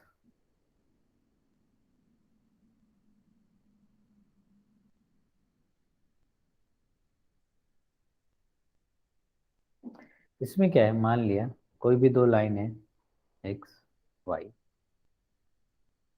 Let suppose कि ये एक लाइन है, ये दो लाइन है, ये L1 हो गया, ये L2 हो गया। हाँ, L1 एंगल बना रहा है θ1, L2 एंगल बना रहा है θ2, और दोनों लाइन के बीच का एंगल थीटा है। तो हमें पता है कि अगर मान लिया जाए स्लोप ऑफ L1 लिखे, वो m1 है और वो मान लिया जाए tan θ1 है। वैसे ही स्लोप ऑफ L2 है, वो m2 है, tan θ2 हो गया। ठीक है, तो θ2 हम लोग लिख सकते हैं ना, थीटा प्लस θ1। क्यों? हमें पता है कि sum of exterior angle is equal to sum of its opposite interior angle. ये चीज़ हमने लिख दिया। तो यहाँ से हमने लिख दिया कि जो थीटा होगा वो होगा θ2 माइनस थीटा। ये चीज़ होगी। ठीक है, अब यहाँ से tan थीटा ले लेते हैं। tan theta is equal to हो जाएगा tan θ2 माइनस θ1। इसको एक्सपैंड करेंगे tan थीटा को, तो ये आ जाएगा tan θ2 minus tan θ1 divided by 1 plus tan θ1 tan θ2। तो ये चीज़ आ गई। और अगर इसी को अच्छे से लिख दें m2 minus m1 1 plus m1 m2। अच्छा, इसकी जो वैल्यू लिखते हैं ना tan थीटा, वो बेसिकली हम लोग ऐसे लिखते हैं tan theta is equal two plus minus या मॉड लगा देते हैं, m2 minus m1 1 plus m1। Mod लगाने से ये होगा कि अब tan थीटा की 2 वैल्यू आएगी, और ये बहुत जेन्युइन सी बात है कि 2 वैल्यू आना चाहिए, क्योंकि थीटा एक ये होगा, एक ये भी तो होगा, इसको भी तो थीटा मान सकते हैं, एंगल बिटवीन लाइन। तो एक हो सकता है एक्यूट है, एक ऑब्ट्यूज है, अगर दोनों 90 डिग्री पे इंटरसेक्ट नहीं कर रहा है तो इसलिए क्या होता है कि हम लोग मॉड लगाते हैं, tan theta equal to mod m2 minus m1 upon 1 plus m1 m2। तो 2 लाइन का स्लोप दिया है, तो उसके बीच का एंगल हम लोग आराम से फाइंड कर सकते हैं, ठीक है। अच्छा, यहाँ से अब एक कंक्लूजन निकालते हैं हम लोग।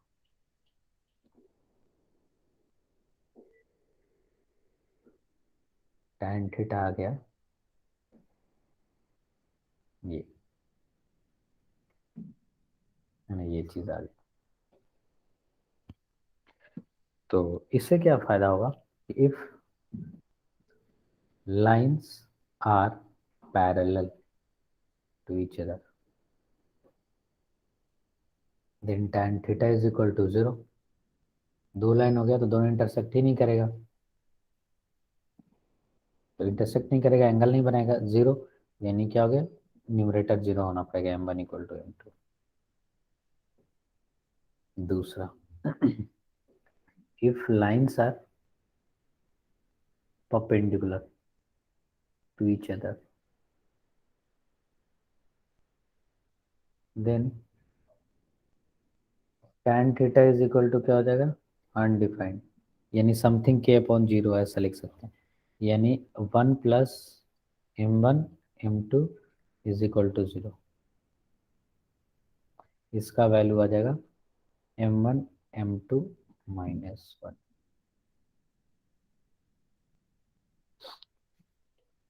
तो ये भी क्लियर हो गया होगा, ठीक है, क्लियर है क्या ये? Yes sir. ओके, चलिए एक क्वेश्चन बनाते हैं इस पे। क्वेश्चन है if A minus 2,1 B 2,3 and C -2,4, ठीक है, ये चीजें हैं, और ये सब क्या है, आर 3 पॉइंट्स,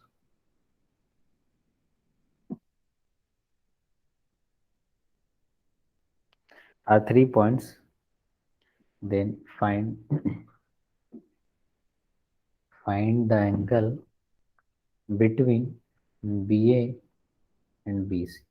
मतलब कुछ ऐसा बन रहा होगा BA और BC, ए होगा यहाँ पे -2,1, ये B हो गया, और ये C हो जाएगा -2,4, ये चीज बना, ठीक है, -2, -4 है, सॉरी, क्वेश्चन में थोड़ा चेंज कर लेते हैं, -2, -4, 2,3 -2,1, ठीक है। तो अगर मान लिया इसका स्लोप m1 है, इसका स्लोप m2 है, तो m1 की वैल्यू हम लोग, चलिए 1 मिनट दे रहे हैं टाइम, बना लीजिए जल्दी से इसको।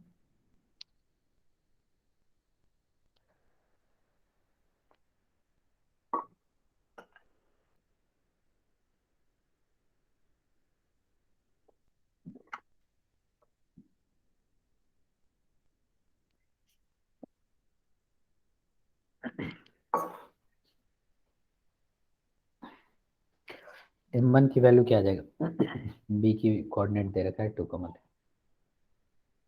3 -1 2 माइनस ऑफ -2 दैट इज +2, 2/4 1/2 आ गया, ठीक है। m2 कितना आ जाएगा, 3 + 4 2 + 2 7/4, tan थीटा कितना आ जाएगा, m2 minus m1 upon 1 + 1m2 ऐसा, यानी ये आ जाएगा m2 7/4 माइनस हाफ 1 + 7/8, ठीक है, ये आ जाएगा 3/4 इंटू 8/15 ऐसा कुछ,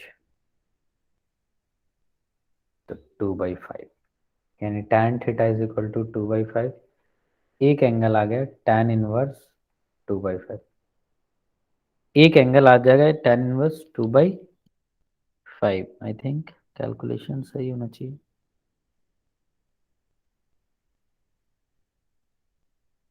कैलकुलेशन सही है ना ये? सर 5/4 होगा ना? 5/4 मतलब एंगल? नहीं 5/4 नहीं 5/4। tan theta is equal to 5/4 into.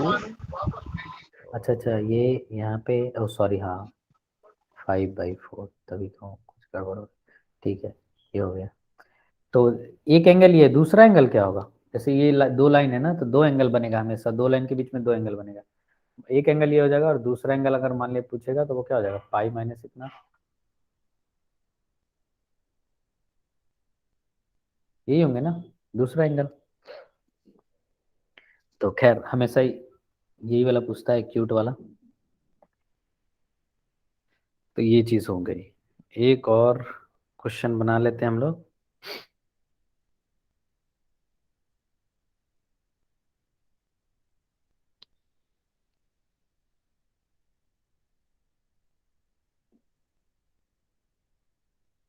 हाँ, जैसे मान लीजिए 2 पॉइंट, सीधा सीधा मैं क्वेश्चन बता दे रहा हूँ, ये उतना तो इम्पोर्टेंट नहीं, बस मेमोराइज हो जाएगा जो पॉइंट हमने पढ़ा है। 2,12, ये एक लाइन है, उसके परपेंडिकुलर कोई लाइन हमने ड्रॉ करना है।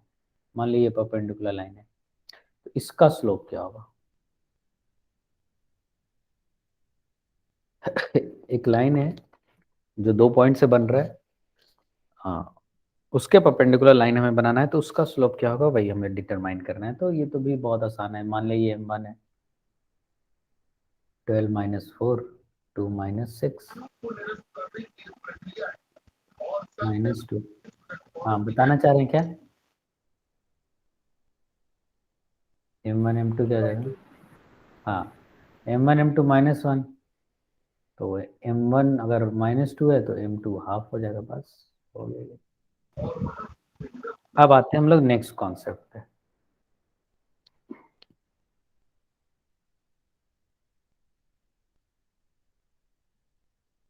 ये था, जो पिछला था हमने स्लोप के बारे में पढ़ा, ठीक है। ये सब हम पढ़ रहे हैं इसलिए ताकि हम लोग लाइन का इक्वेशन लिख सकें, इसके लिए ये सारी चीजें पता होना चाहिए। Intercepts of line on the axis, ठीक है। जैसे ये लाइन हो गया एक्स वाई, ये कोई लाइन इस तरीके से कट कर रहा है, तो ये वाला जो होता है उसको एक्स इंटरसेप्ट बोलते हैं, एक्स इंटरसेप्ट। और ये जो होता है उसको हम लोग बोलते हैं वाई इंटरसेप्ट, वाई इंटरसेप्ट, ठीक है। ये चीज, और क्या है कि एक्स इंटरसेप्ट और वाई इंटरसेप्ट जो होते हैं वो निगेटिव पॉजिटिव कुछ भी हो सकता है। जैसे मान लिया अगर हमारे पास लाइन ये है, ये 2 है और ये 3 है, तो इस लाइन का एक्स इंटरसेप्ट जो होगा ये एक्स एक्सिस है और ये वाई एक्सिस है, तो एक्स इंटरसेप्ट जो होगा वो होगा -2 और वाई इंटरसेप्ट जो होगा वो हो जाएगा हाँ 3, ओनली 3। तो इंटरसेप्ट के साथ साइन जरूर आता है, और डिपेंड करता है लाइन एक्स इंटरसेप्ट किस में बना रहा है, किस डायरेक्शन में बना रहा है। अगर x positive direction of x axis बना रहा है तो plus, negative direction of x axis के साथ इंटरसेप्ट बना रहा है तो नेगेटिव। सिमिलरली वाई के साथ अगर positive direction of y axis बना रहा है तो पॉजिटिव इंटरसेप्ट, और नेगेटिव डायरेक्शन के बना रहा है तो नेगेटिव। जैसे मान लीजिए ये है, ये हो गया 5 4, तो इसका एक्स इंटरसेप्ट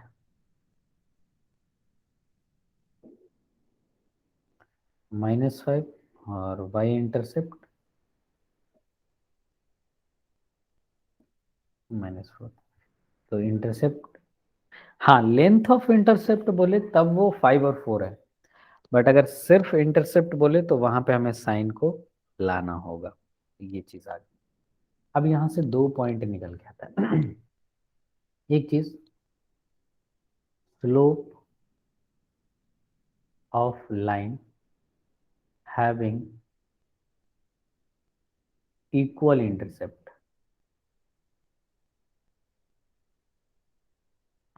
एंड एक और पॉइंट आता है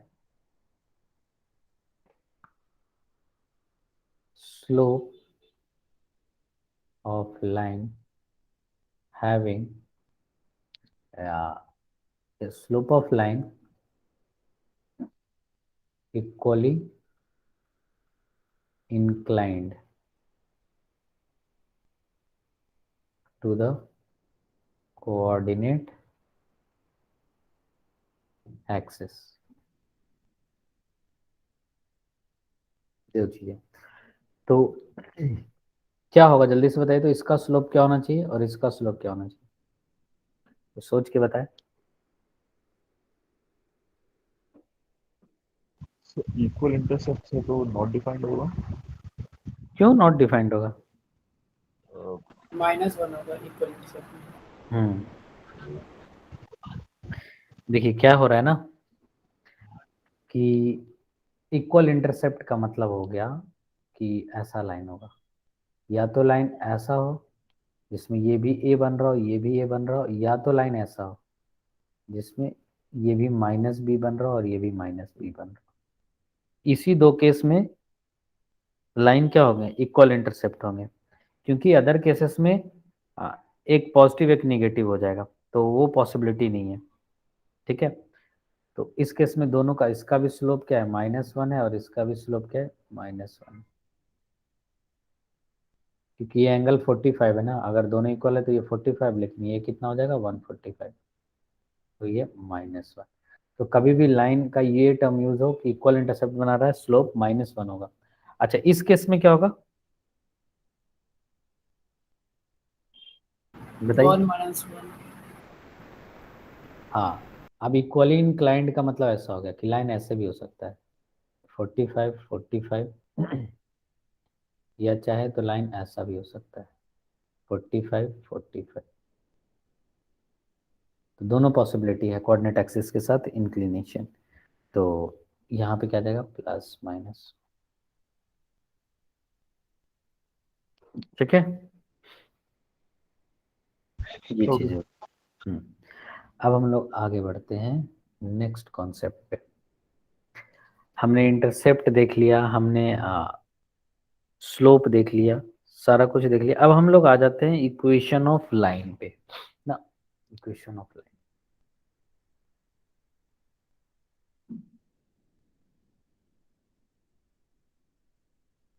तो different forms of equation of line है, उनको हमें स्टडी करना है। तो सबसे पहला जो फॉर्म होता है उसको बोलते हैं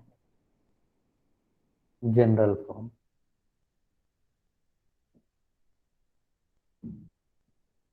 जनरल फॉर्म कैसा होता है, ax plus b y plus c equal to 0। ये किसी भी लाइन का इक्वेशन जो होगा वो इसी फॉर्मेट में होगा। ठीक है, 2D की बात कर रहे हैं हम लोग, तो लाइन का इक्वेशन इसी फॉर्मेट में होता है, ठीक है, इसको जनरल फॉर्म बोलते हैं। दूसरा होता है स्लोप इंटरसेप्ट फॉर्म। ये जनरल फॉर्म में ही अगर थोड़ा सा और बात कर लेते हैं, जनरल फॉर्म में ही अगर हमें equation of line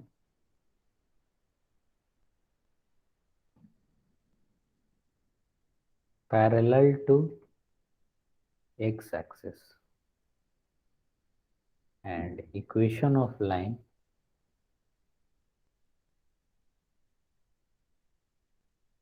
parallel to y axis, दोनों में क्या इक्वेशन किस टाइप का होंगे, जैसे ये हो गया x, ये y।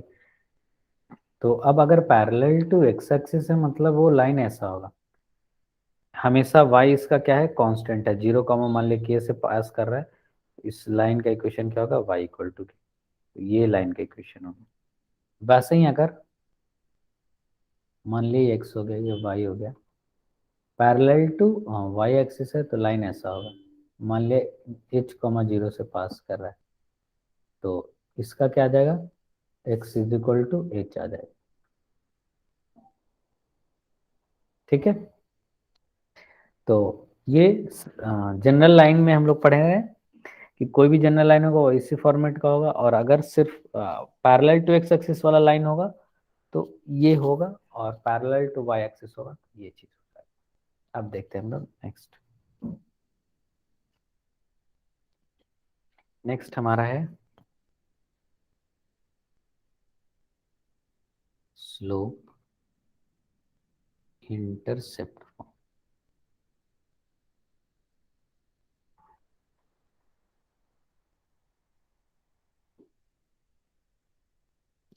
स्लोप इंटरसेप्ट मतलब क्या होगा, गिवन क्या होंगे, स्लोप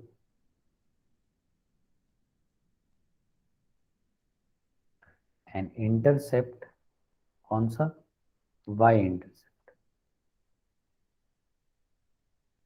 देखिए सी है, तो इक्वेशन जो हमारा होता है वो ऐसा होता है, y equal to M X plus C, y equal to M X plus C, ये सी होता है हमारा, ये line y equal to M X plus C,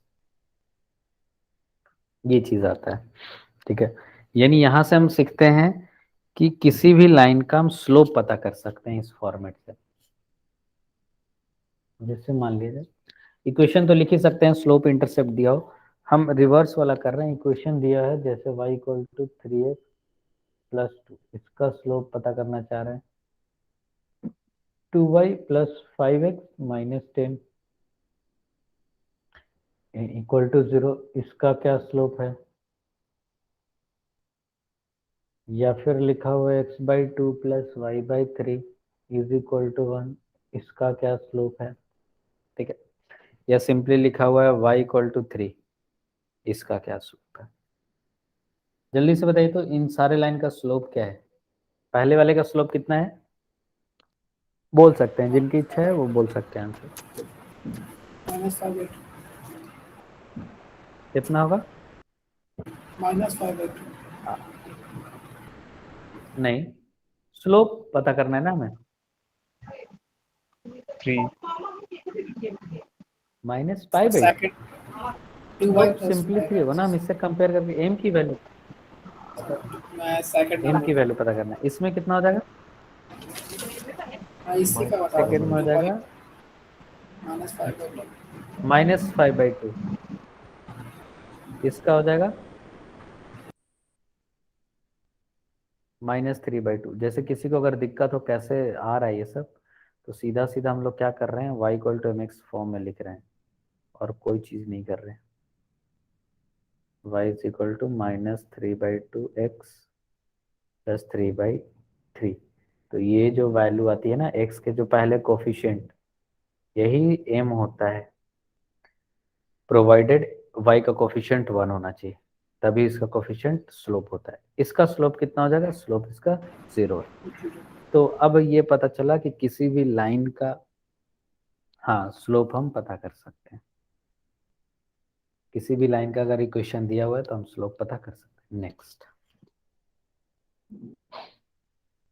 equation of line है पॉइंट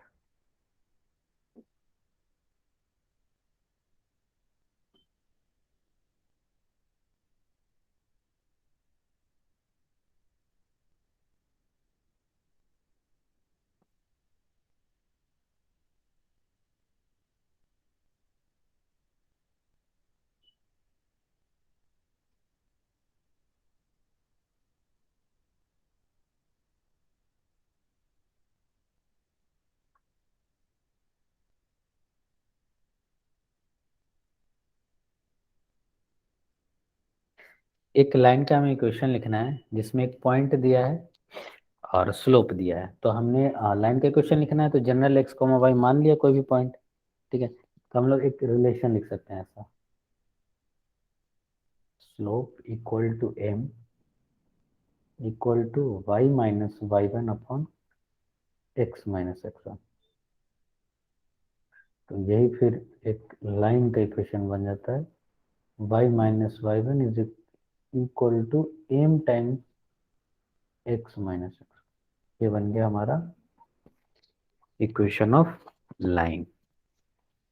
ठीक है, स्लोप जिसका दिया हुआ है, पॉइंट दिया हुआ है, जैसे मान लिया अगर हमें एक पॉइंट -3, 2 दिया हुआ है और स्लोप दिया हुआ है √3, तो इक्वेशन क्या हो जाएगा,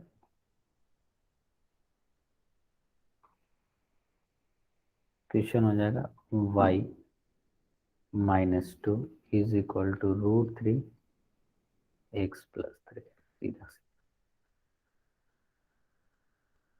इस तरीके से हम लोग इक्वेशन ऑफ लाइन लिख लेंगे। अगर हमें एक पॉइंट दिया हुआ है और एक लाइन दिया हुआ है, ठीक है, एक क्वेश्चन लिखना है।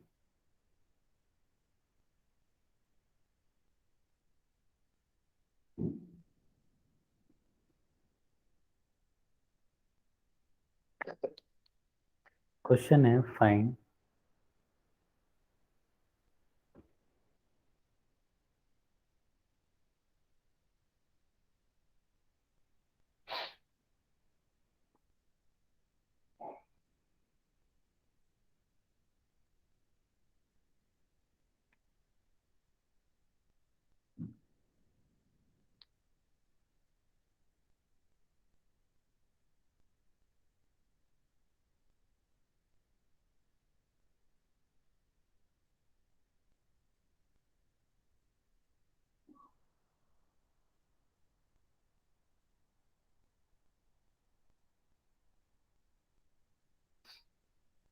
ये क्वेश्चन है,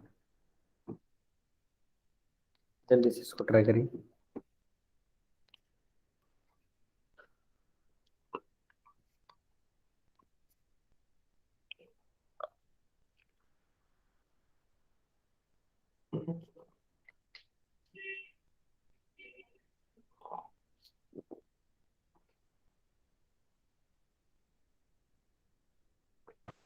to x plus five y is equal to 2x plus 5y minus 20 equal to 0, सही है बिल्कुल। इससे पॉइंट हो गया 2, -3, 4, 2, इसके परपेंडिकुलर लाइन लिखना है। ठीक है, तो इसका स्लोप जो है m की वैल्यू आ गया 2 + 3 that is 5 and 4 - 2 that is 5/2। इसका स्लोप हो जाएगा m डैश, इसका -2/5 है ना। तो और negative y equal to mx plus c हमें पता है, जिसमें y c जो y इंटरसेप्ट होता है वो 4 दे रखा है। इक्वेशन क्या हो जाएगा, y is equal to -2/5 x plus 4, answer आ जाएगा 5/+2x -20 इक्वल टू 0। हो गया। नेक्स्ट नेक्स्ट है हमारा 2 पॉइंट फॉर्म।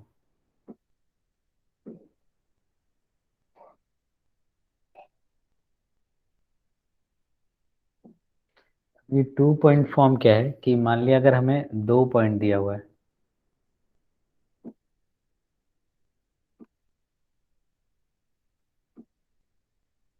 इससे इक्वेशन ऑफ लाइन लिखना है। तो अब तो हमारे पास एक ऐसा स्टैंडर्ड मान सकते हैं पिछले वाले मेथड को कि हमें स्लोप, इससे हम लोग स्लोप ला सकते हैं। स्लोप क्या हो जाएगा, y2 - y1 x2 - x1, और कोई भी एक पॉइंट कंसीडर कर लिया, एक पॉइंट कंसीडर कर लिया x1, y1। हमें पता है एक पॉइंट होने पे हम लोग, एक पॉइंट और एक स्लोप पे हम लोग इक्वेशन आराम से लिख सकते हैं।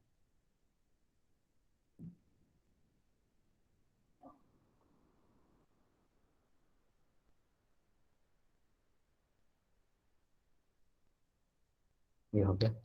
इस तरीके से हम लोग 2 पॉइंट फॉर्म में इक्वेशन ऑफ लाइन लिख सकते हैं। आई थिंक ये क्लियर हो गया होगा।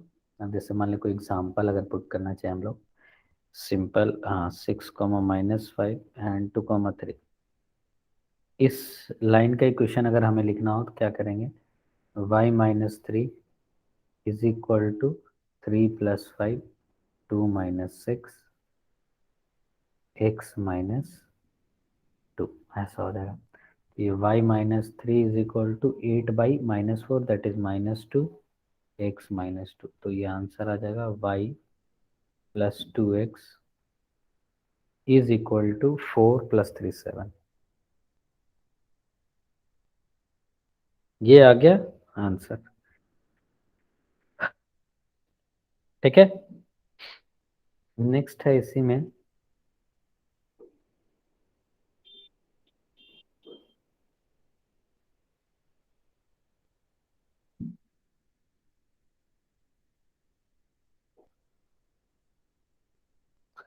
find the equation of medians of the triangle whose vertices are a है 2,5, b है -4,9 एंड c है -2, ये चीज। इसका कैसे हम लोग मीडियन का इक्वेशन लिखेंगे, ये भी तो आसानी है, इसमें भी कोई ज़्यादा दिमाग लगाना नहीं है।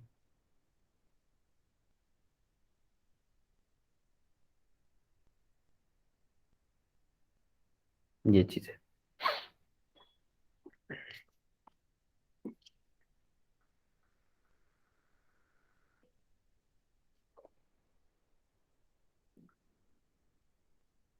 मैं ये वाला पूछ रहा हूँ, सिर्फ एडी का भी बता दीजिए, बाकी बाद में बना सकते हैं। ये एडी मीडियन,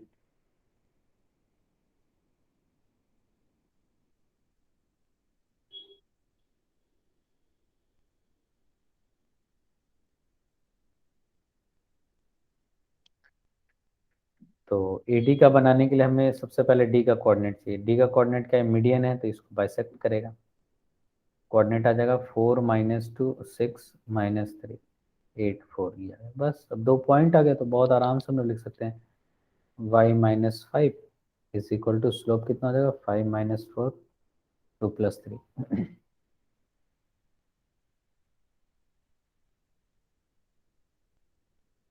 सॉल्व कर लेंगे इसको तो इस लाइन का इक्वेशन आ जाएगा।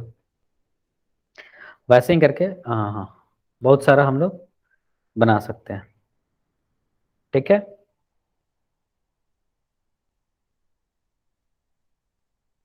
Yes sir. नेक्स्ट हम लोग आते हैं, एक और फॉर्म देख लेते हैं आज हम लोग, इंटरसेप्ट फॉर्म।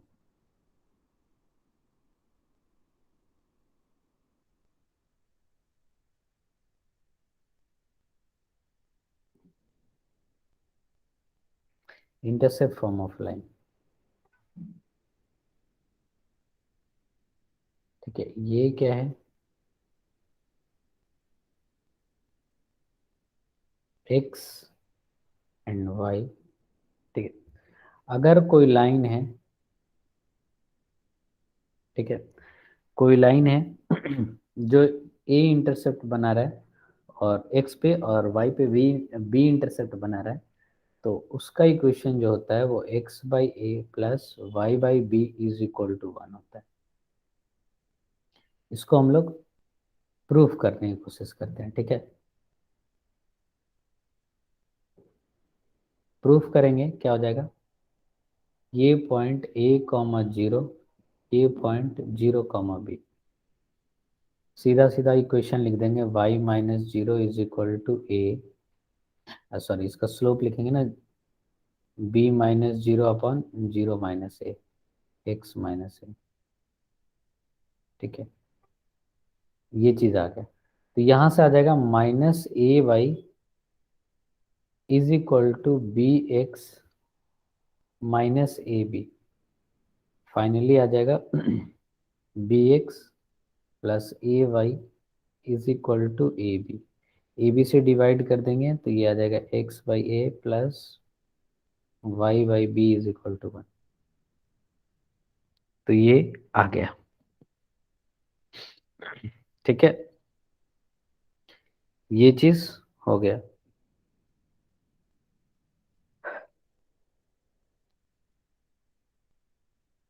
ये आ गया equation of line in intercept form. देखिए तो समझ में आया ये? यस। ओके, बहुत बढ़िया। अब हम लोग क्या करते हैं, एक क्वेश्चन करते हैं।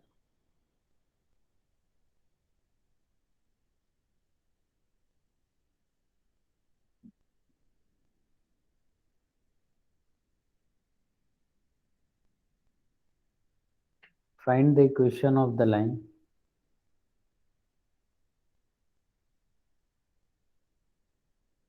which passes through the point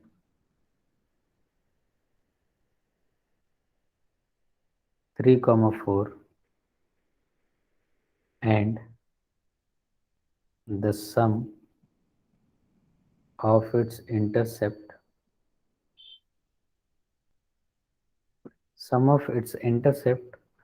on the axis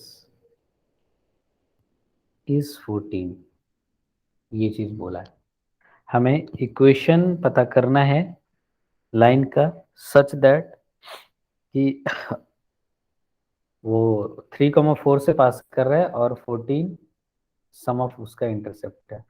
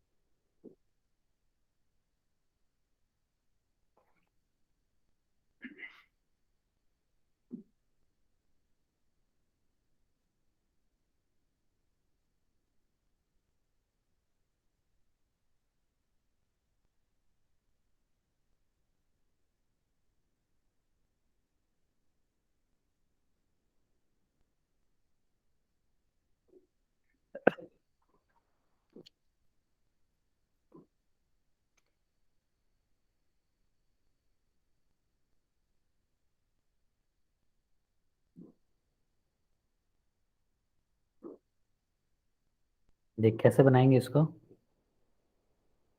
हाँ, सीधा सीधा हम लोग इंटरसेप्ट फॉर्म यूज कर लेंगे। ये डिफरेंट फॉर्म हम इसीलिए पढ़ रहे हैं ताकि हम समझ सके कि किसको कब यूज करना है और किसमें वो ज़्यादा अच्छा, मतलब कौन सा फॉर्म ज़्यादा सुटेबल होगा। जैसे मान लिया x by a plus y by b है इक्वल टू 1 है। यहाँ पे क्या कर सकते हैं, ये सबसे पहला कि a प्लस बी 14, इक्वेशन 1। दूसरे 3, 4। अच्छा, कोई भी पॉइंट उस लाइन से पास करने का मतलब उसके इक्वेशन को सेटिस्फाई करना हो गया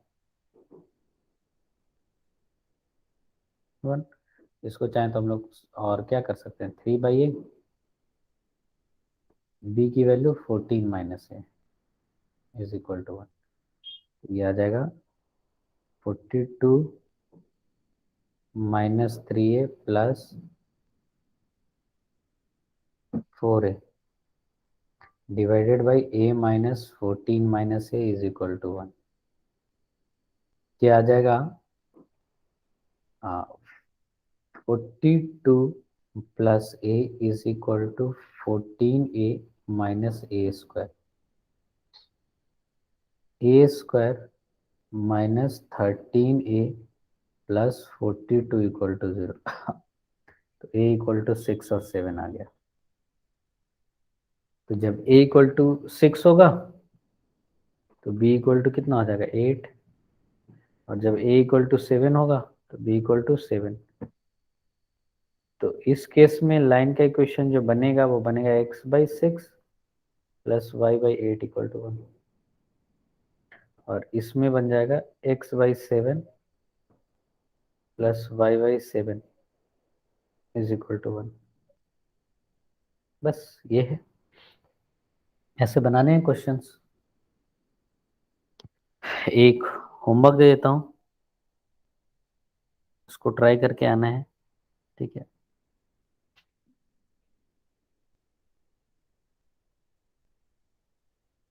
चाहें तो आप अभी भी बना सकते हैं, आसान है।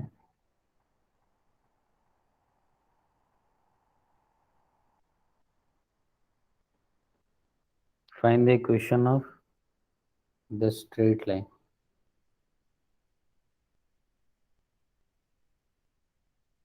That makes equal intercept